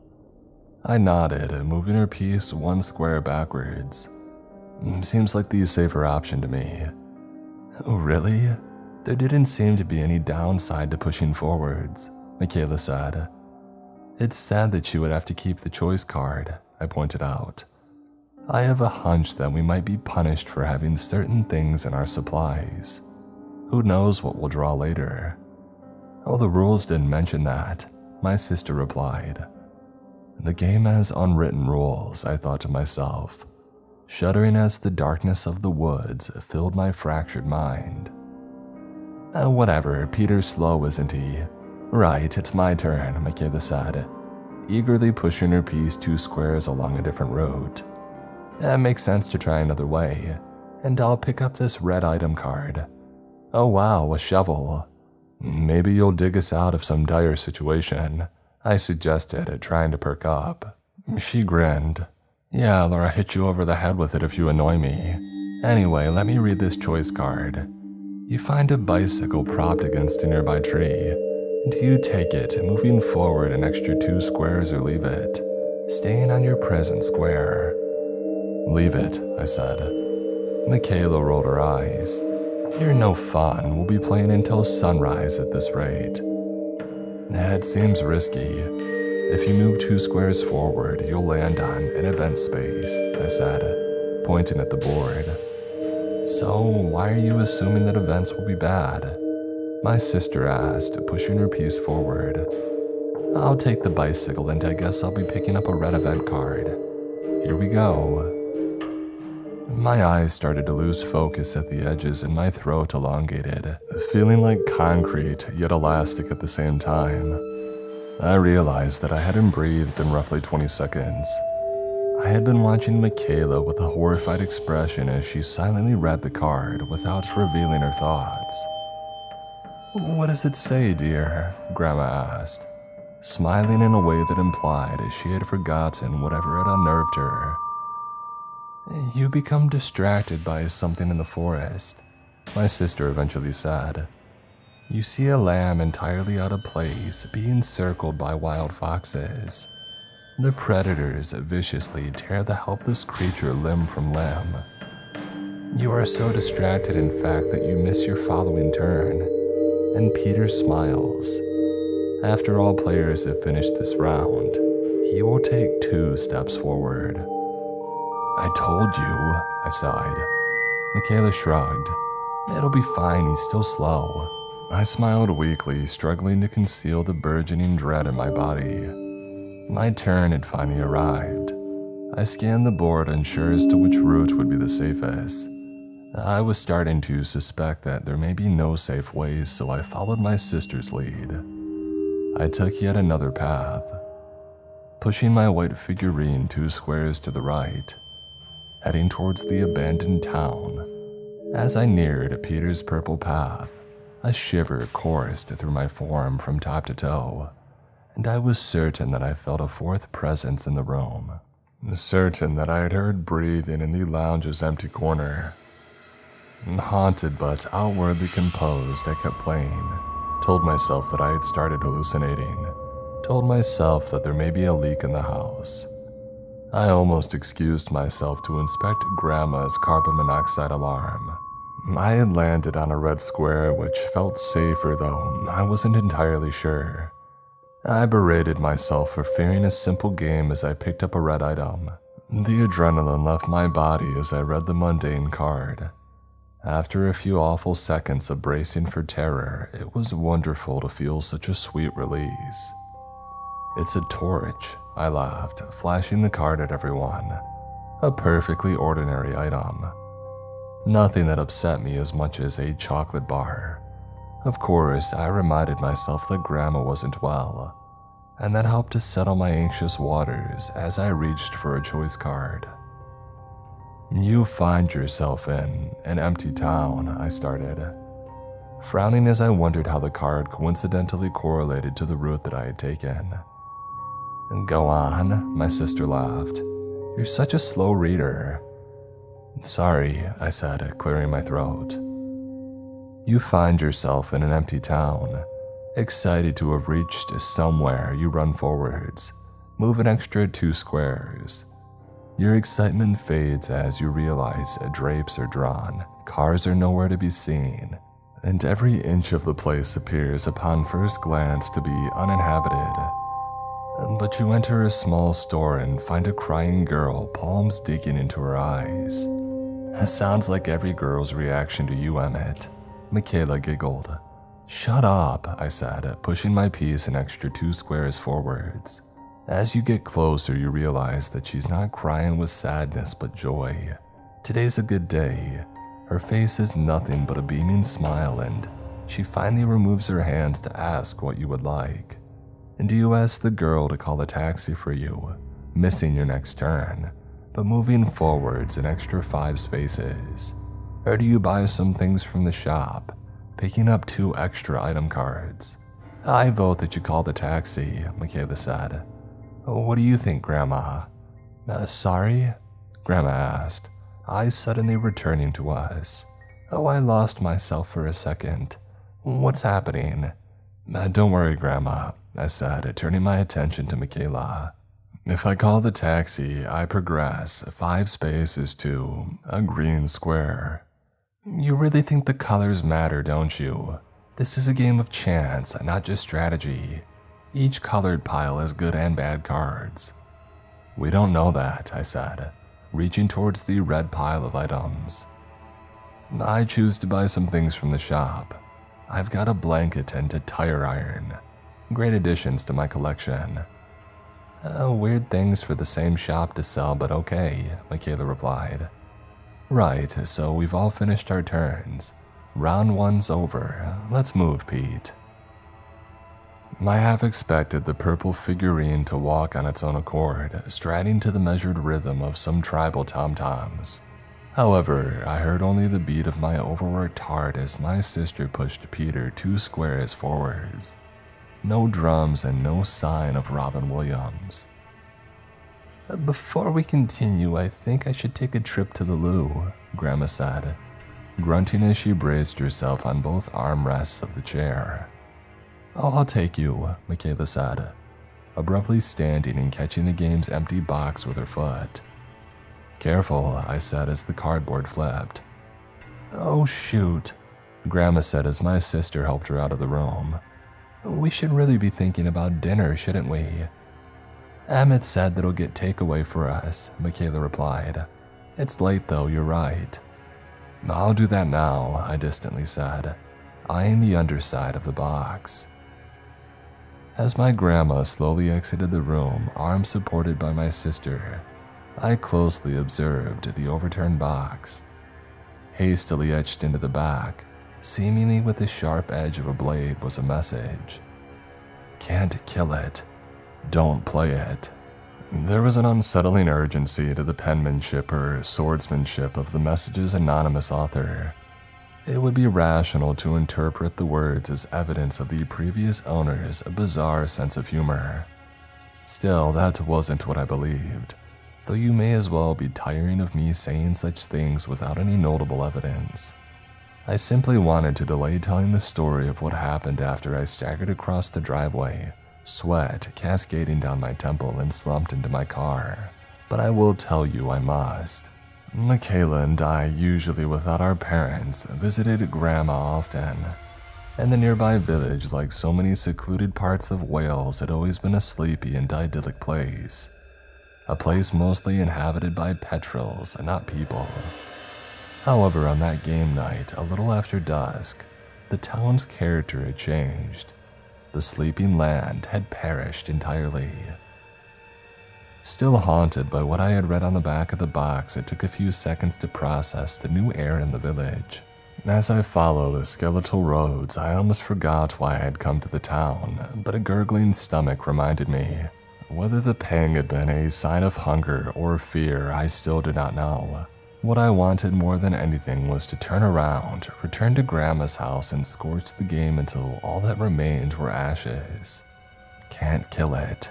As I pulled into the car park of the local supermarket, I inwardly repeated that sentence. The haunting shapes of those letters were engraved into both the box and my eyes.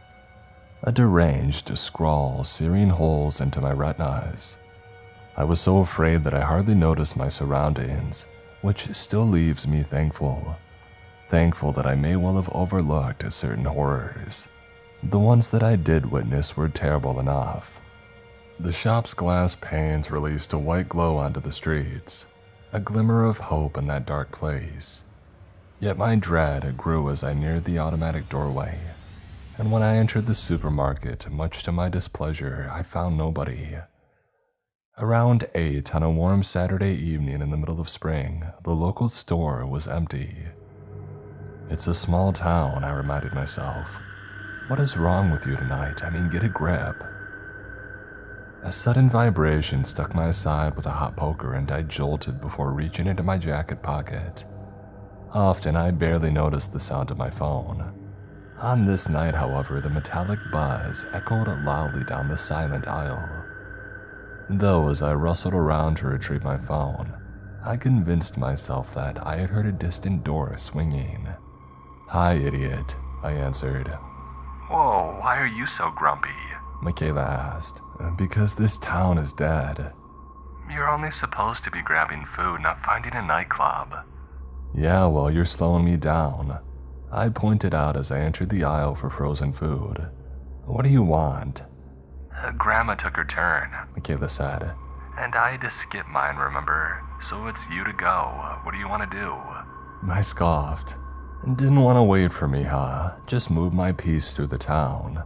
"How many squares? And I hate to tell you that the next few are all green," she teased. Better make it 2 squares then," I absently replied, trying to ignore the awful atmosphere in the supermarket. "Right, well, I'll pick up the dreaded green item for you," Michaela said, pausing for a few seconds. "See, why were you worrying? You got a broadsword." I laughed, momentarily forgetting my unease. What am I going to do with a broadsword? "Sword stuff?" my sister said. "Broad stuff?" I asked. "Exactly. Right, Grumpy, choice card. You pass a red lake at great pace, moving an extra 2 squares forwards. You grimace at the unknown liquid beside you, and hands emerge from the depths. You watch as 2 drowning souls burst through the surface, begging to be rescued. Do you save the rabid fox or the lamb?" "That's all that it says?" I asked, wondering about rewards and punishments. "That's all it says." I sighed, eyeing a neat stack of margarita pizzas in the supermarket's freezer. Well, I don't see how it affects the game, but I suppose I should save the lamb. Yeah, I'll save the lamb. "Cool. Well, it's your go, Grandma. Hurry up and come home, Emmett. I don't want to call you every time it's your turn." Am I on speaker? I asked. "No." How's Grandma? I found myself asking quietly, thinking about the Brands Grove Oats bar. Oh, Michaela said. yeah, she's fine. Still seems aware enough to play. It was sad that she forgot even buying the game, wasn't it? Yeah, I said. Does she still seem happy, not just lucid? I mean, does she look uncomfortable at all? She's fine, Emmett. My sister promised. She probably just wants some food, eh? Yeah, in fact, she says, my stomach is growling rather loudly. Oh, Grandma just told me off for being cheeky. I laughed. Yeah, that's karma, all right. I'll see you soon. After the call ended, I picked up 3 pizzas and swiftly returned to reality. The icy reality of a silent supermarket in a silent town. Fear crept back into my bones as I passed a dozen hollow aisles, each scorched by the battering glare of overhead lights. I thought of the way that place had lured me inside, the only light in the dark. However, with nothing to accompany me but blinding lights and the muted hum of refrigerators, I started to long for the safety of the shadows. Started to feel exposed in the well-lit supermarket, and I still hadn't shaken that idea of being eyeballed by something. And then when I reached the self-checkout registers at the far end of the store, something unexpected met my gaze. A bawling woman, face buried in her hands, wearing a bright red uniform and a name tag with illegible text. I wasn't relieved to see another human, and that had nothing to do with the shop worker's tears. I'm an empathetic man, but the crying lady sparked no natural human instinct to rush forward and comfort her, for I sensed she wasn't human. And too frightened to make sudden movement, I feigned ignorance and scanned my pizzas, trying to hide trembling hands. However, I struggled to ignore the woman. I wanted to shoot past her without uttering a word, straight out of the shop to my car and then back home, but I did something foolish. Something that defied my will, something habitual. "Are you okay?" I weakly asked, clutching my bag tightly. At that moment, standing only a few yards away from her, I realized that she was laughing through the tears. Well, it was something adjacent to laughter, something so close to an emotion that one might call happiness, but not really an emotion at all. That smile peeking from beneath her hands was a warning. And I realized, as much as I had wanted to stay calm, that I had to move. I veered to the side of the woman, but she sharply lowered her hands as I passed. I yelled. Above the worker's drooling grin, shadowed by a brow ridge, there were skin-covered dips that didn't hold eyes, and a nose that was a misshapen lump, merging with the taut flesh of pale cheeks. Her face is nothing but a beaming smile. The words from that choice card pounded in my head. As I had known on some subconscious level before arriving in the town, there was something wrong with the game, something that had spilled into reality. The woman started to laugh, entire body twitching, and then she pounced. I yelped as her hand swiped at me, catching my wrist, and then I turned, blood staining my sleeve, and I ran through the store. "What would you like?" she hysterically cried, audibly closing the distance between us. "I'll see whether we have it in the back." My legs ached from overexertion as I burst through the automatic doors, followed by an otherworldly cackle that escaped the supermarket. I ran to the car, fumbling with my keys, and then clumsily opened the door and jumped into the driver's seat. As I locked everything, I expected to lift my head and face the inhuman shop worker, sprawled on my bonnet or pressed against the side window. However, the abomination hadn't left the store, and more eerily than that, the building had plunged into darkness, much like the rest of the town. The dim moon and the soft hue of my car's headlights offered the only illumination in town as I burnt tarmac in an eager exit. It was as I left the village that my eyes caught something in the rearview mirror, a fleeting shape that I viewed as a trick of the mind, much like whatever else I had experienced. the dark outline of a man, hundreds of yards behind my car, striding with purpose down the middle of the road. My eyes shot back to the windscreen and I attempted to control my breathing, but as I followed empty country roads back to Grandma's house, an unwelcome thought entered my mind.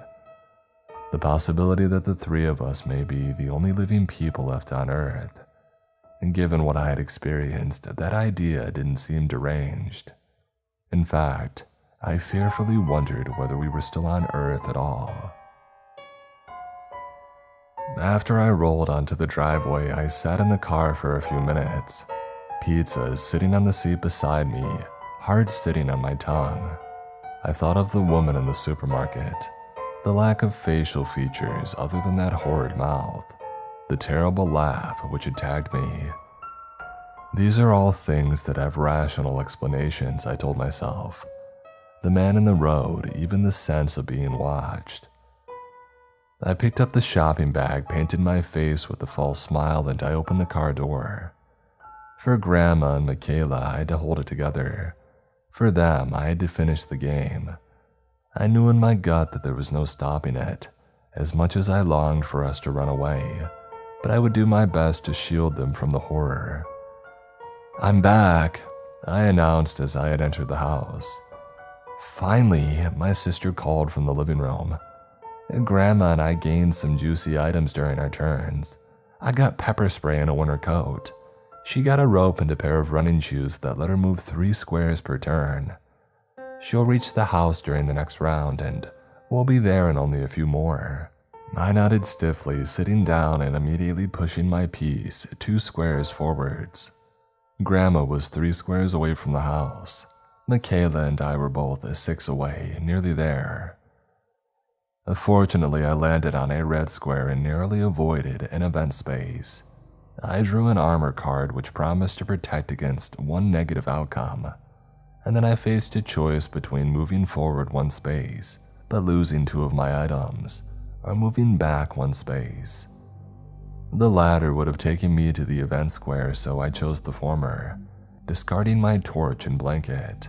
"Oh no, how will we win now?" My sister laughed, pushing Peter forward 1 space. "Right, you to go, Grandma." She smiled. "Well, I suppose I moved to, I don't know." "No, you've won, Grandma," I said, pushing her piece over the line. "With your running shoes, you move 3 squares to the house. It's just Michaela and me now." "And I'm gonna be braver than you, Emmett," my younger sibling announced, pushing her piece 2 squares forwards. "A green event square. Uh-oh, but I'm only 4 away from victory." I fearfully held my tongue as Michaela picked up both an item and a choice. "A muddy rag," she laughed, tossing the item card into her pile and then reading her choice card. "You face the ones you fear, the ones you thought you would avoid at the week's end, at the island's end, and you realize that time is up. You flee no more, you fight. Do you wield a weapon moving backwards a space, or do you take the pain moving forwards a space?" How did it know? My sister started to sweat, face contorting into the same expression of agony that I had worn an hour earlier. "Just a strange coincidence," I lied, still hoping to shield Michaela. "What do you choose?" "I don't know," she whispered. "I'm not sure that I want to keep playing." "No," I harshly interjected, before adopting a gentler tone in response to these shocked expressions. Sorry, Look, Grandma's finished. Let's cross the line, Michaela, let's. What's up with you?" My sister interrupted, a voice trembling. "You've been weird ever since we started playing, and now that I've drawn this card, I feel weird too." "I think it might be time for bed," Grandma blankly said. "We have to keep playing," I explained shakily. "Please, Michaela, just tell me what you choose. I suggest that you wield a weapon. That sounds safer, better." "Fine, I'll wield a weapon," Michaela whimpered, pushing her piece backwards. "Does that mean that I don't have to draw the event card?" I hope so, I said, pushing my piece 2 squares forwards and landing on a red square. My item card is a horse. It adds 3 squares to everybody's speed for the remainder of the game. So we'll both reach the house on the next round, my sister asked hopefully, eyes swimming with the same petrified realization that I knew lurked in my own. I nodded, reading my choice card. You hover near the edge of the forest, weapon at the ready, but which do you wield? The broadsword or the tire iron? Discard the item that you don't wish to keep. How does it know the items that you have? My sister wheezed. These aren't coincidences, Emmett. And you know something, I can see it in your eyes. What's happening? Is this some horrible joke that you wanted to play on Grandma and me? Did you set up this game? You know that I didn't, I whispered, locking eyes with my sister and finally failing to bury the truth. You feel it too, don't you? There's something wrong with this game, but we need to finish it. I would like to go to bed, our grandmother absent-mindedly said. 1 second, Grandma, I begged, tossing my tire iron into the discard pile, and then pushing Peter 1 square forwards. Final round, your turn, Michaela. Look, you're going to reach the house. Okay, my sister hoarsely nodded, pushing her piece 5 squares past the finish line. Now you. Now me, I said, pushing my piece 4 squares forwards. We've made it, it's over, the games. The final event card, Michaela moaned, slicing into my triumphant cry. My blood turned cold. In an eager race to the finish, desperate to put a lid on the game for good, I had forgotten one of the rules. If a player reaches the house, item and choice cards do not need to be drawn. However, if all players have crossed the line, draw 1 final event card to determine your victory or failure. It may be red or green. It's okay, I unconvincingly told my little sister as I picked up the red event card. What does it say? She asked, stifling tears. It's time to put your decisions to the test.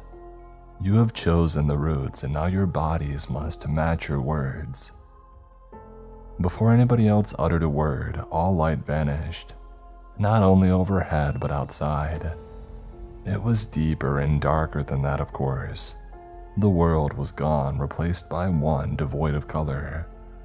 Grandma, Michaela, I screamed into the darkness. There came no reply from either of them. Instead, the creaking of large metallic doors broke both the silence and the blackness, filling my world with light once more. A man and a woman entered the space in which I stood. An impressive factory floor filled with large, round containers. It appeared to be some sort of processing plant, a humongous machine made of high-speed steel and topped with a sharp-edged funnel. It rocked on its legs in the center of the room. The metal beast was grinding oats fed into the machine by an intersecting assembly line. How I had found myself in that place I didn't know, and my heartbeat only quickened as the man and woman stared right through me. Though I did not recognize him, I recognized her from old photographs. It was a younger version of Grandma, perhaps only a year or 2 older than me. You will learn, Annabelle, the man who seemed a couple of decades older bellowed violently. He grabbed a clump of my grandmother's hair and dragged her towards the churning machine in the center of the room. I called to her, rushing forward, but neither of them heard me. Neither of them saw me. And my hand slipped through wispy, intangible colors as I swiped at the malevolent man, who wore a filthy vest and stained jeans. Please, Gerald, my grandma begged, sobbing as the man yanked her towards the running grinder. I could do it, you know, he whispered, feeding her hair into the funnel mere inches from the teeth of the grinder.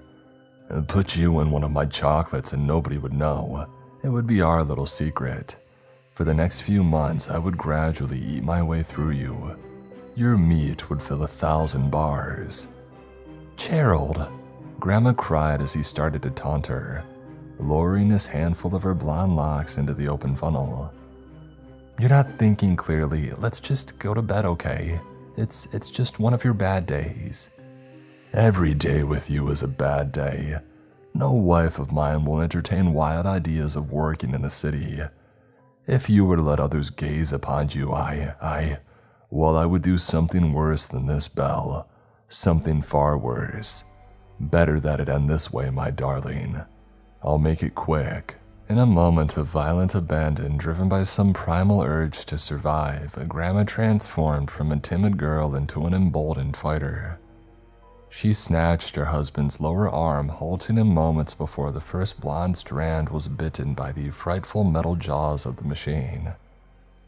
Reflexively, the man's fingers loosened, releasing her hair. Gerald eyed her fearfully, stunned by her sudden countermove. "What the devil are you doing, Annabelle? Unhand my arm or I'll make it far slower, far." Before the man finished his sentence, the younger version of my grandmother thrust her husband's hand and arm into the grinder. The man's scream nearly perforated my eardrums. I gulped as his entire right arm was devoured by the machine, his wide mouth and eyes filled with a vile shower of blood and chewed meat, spat out of the befuddled oat grinder. Rapidly losing strength, Gerald feebly wrestled with the machine as it threatened to tug his body over the top of the funnel, but his pain hadn't come to an end. Grandma seized his other arm and she faced little resistance from the wounded monster while slotting the limp limb into the beast. The man's arms were bound to the grinding teeth of the machine for only a few moments, however, before he fell onto the hard ground. Grandma froze for that final minute while her husband, left with ragged and tattered stumps on his shoulders, bled out. And after he stopped squirming on the factory floor, my grandmother remained still for a further 2 or 3 minutes, as did I. In spite of the horror that I had already witnessed that night, the evil man's gruesome end is the image which always comes to the forefront of my mind. My younger grandmother surprised me with another layer of terror. I watched as she had heaved the bloody armless carcass over the edge of the raised assembly line, concealing her husband's body in a deep wave of oats. Gerald's mangled corpse was carried by the flowing stream towards the grinder. It took the man up the slope before finally dumping him into the metallic mouth.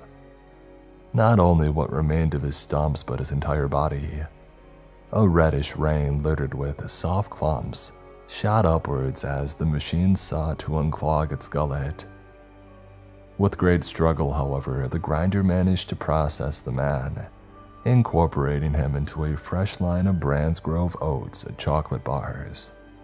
I didn't see how Grandma covered up her crime, which was truly horrific in spite of its justification, for the room suddenly changed.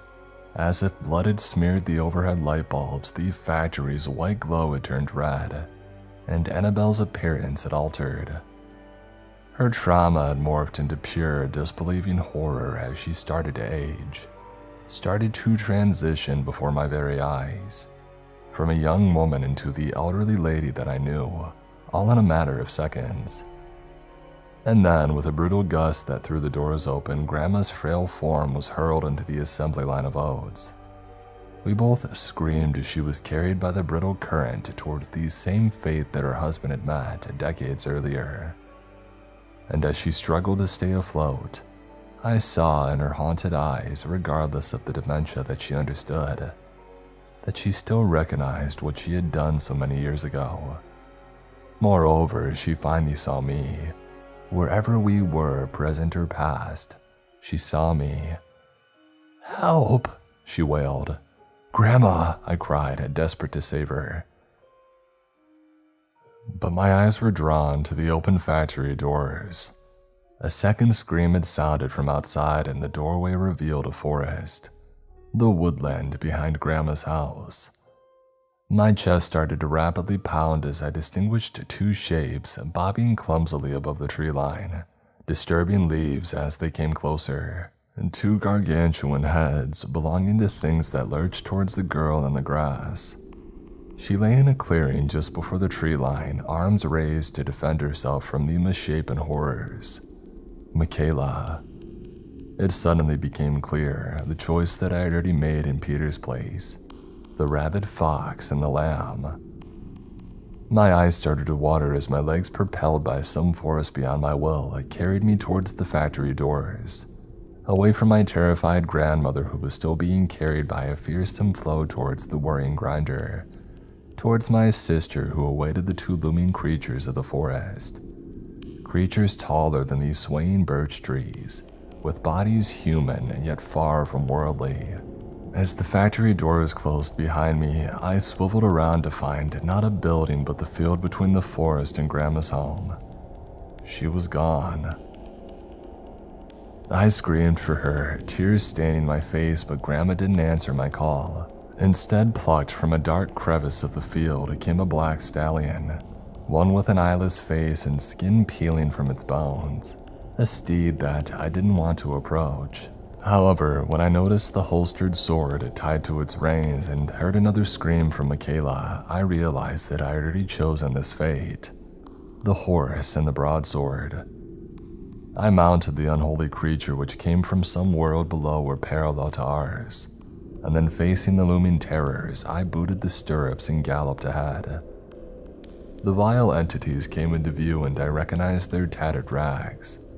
The navy uniforms from our old high school. Beneath the warped faces with bleeding eyes and terrifying fanged smiles, I sensed something familiar about the monsters. Emmett? My sister gasped as I dismounted the horse, clutching the broadsword in a shaky hand. I tried to stop the tears, tried to swing the blade and bring the nightmare to an end, but some invisible, impenetrable obstacle stood in my way. I let a cry slip free as the abomination started to stagger towards me, the insect standing between them and Michaela. Emmett, she whispered. It said I had to wield it. With eerie case, I found that I had dropped the weapon into my sister's arms and she quickly stumbled to her feet. My head throbbed as I stepped backwards. Beads of sweat trickled down my brow. And then Michaela swung the blade, unleashing a petrified screech. The broadsword tore through the pair of lumbering monstrosities, turning them to ashy mounds of blackness. After that, we stood in silence, caught between the forest and Grandma's distant house. Tears stung my eyes as I recalled what I had seen in that vision of a factory. I knew that she was gone. Knew, despite an evening of untrustworthy visions in a game from another realm, that two things were indisputable. Grandma had died a horrible death, and I had chosen that. They tormented me at school, Michaela finally blubbered, dropping the sword to the ground and running into my arms. And then my sister raised her sleeve, revealing healed scars, the marks of ancient cigarette burns. Not just physically, but my sister tapped her head, sniffling into my jacket. None of this is real, is it? It's all that awful game that... Oh, it's real, I interrupted. Grandma's dead and I killed her. You chose to save me, Michaela finished, finally understanding. You didn't know what you were choosing. I know, I whispered. She clutched me tightly. Have we finished the game, Emmett? We all reached the house, we completed the final event, My sister wasn't interrupted by a sound, but a dull ringing, one that replaced all other noise. In my peripheral vision, I saw Michaela's lips continue to move, but I heard only static. A flurry of wasps in my brain, swarming to signal the arrival of something from a place beyond hell. I eyed a dark shape that emerged from the tree line, a silhouette that I recognized from earlier in the evening.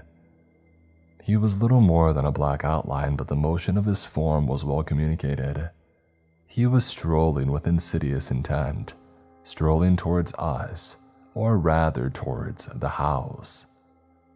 My head snapped around to face Grandma's property hundreds of yards behind us. Run, I yelled.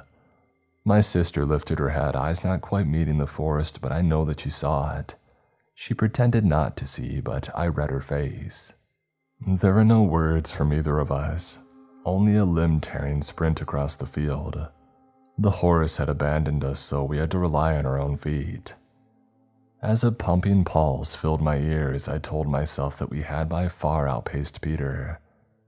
By the time that we had reached the house's back gate, I expected him to have hardly made it to the field's midway point. The back door had unlatched again, so I hurried my sister inside and turned to lock the exit. But Michaela and I screamed together, both soundlessly, much as I had at the start of the night, when I had first seen that unseen thing in the forest. We stood with a mouse agape, paralyzed. Walking across the paving slabs, having passed through the garden gate without making a sound, was a man whose form remained shrouded by shadows. Inexplicably shrouded. Even in such dim light, some of his features should have been revealed, but he was nothing, not even the color of his game piece. Peter was a strolling silhouette, moving at a glacial pace, yet having somehow closed the gap between us. I slammed the door shut with a primal cry, and then Michaela and I held each other, quaking in the hallway as the back porch creaked beneath approaching footsteps. Measured footsteps. Through the distorted window pane, that silhouette came into view. It stood, a tall form warped by the glass, and faced the door, eyeing us as if it had eyes. And then after only a few seconds he turned and walked away with that same pace.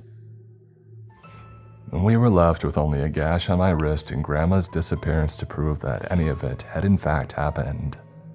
Still, Michaela and I told folk that our grandmother had let herself out of the house while we slept. It was a symptom of her unwell mind. She was not seen again, and they would not believe the alternative without seeing what we saw. Over the following weeks, we tried to disprove the message of the underside of the box. Michaela and I set the game ablaze. We tried to cut it to pieces, tried all our imaginations could conjure. But nothing worked. It was impenetrable. In the end, I agreed to store it in my dorm room. I didn't want to dump it somewhere. Don't want to live with the guilt of passing it on to another unsuspecting soul. You can't kill it. Don't play it. Even after our victory, an itch remains in the back of my mind. The thought that it never ends. One day, Peter will have his place.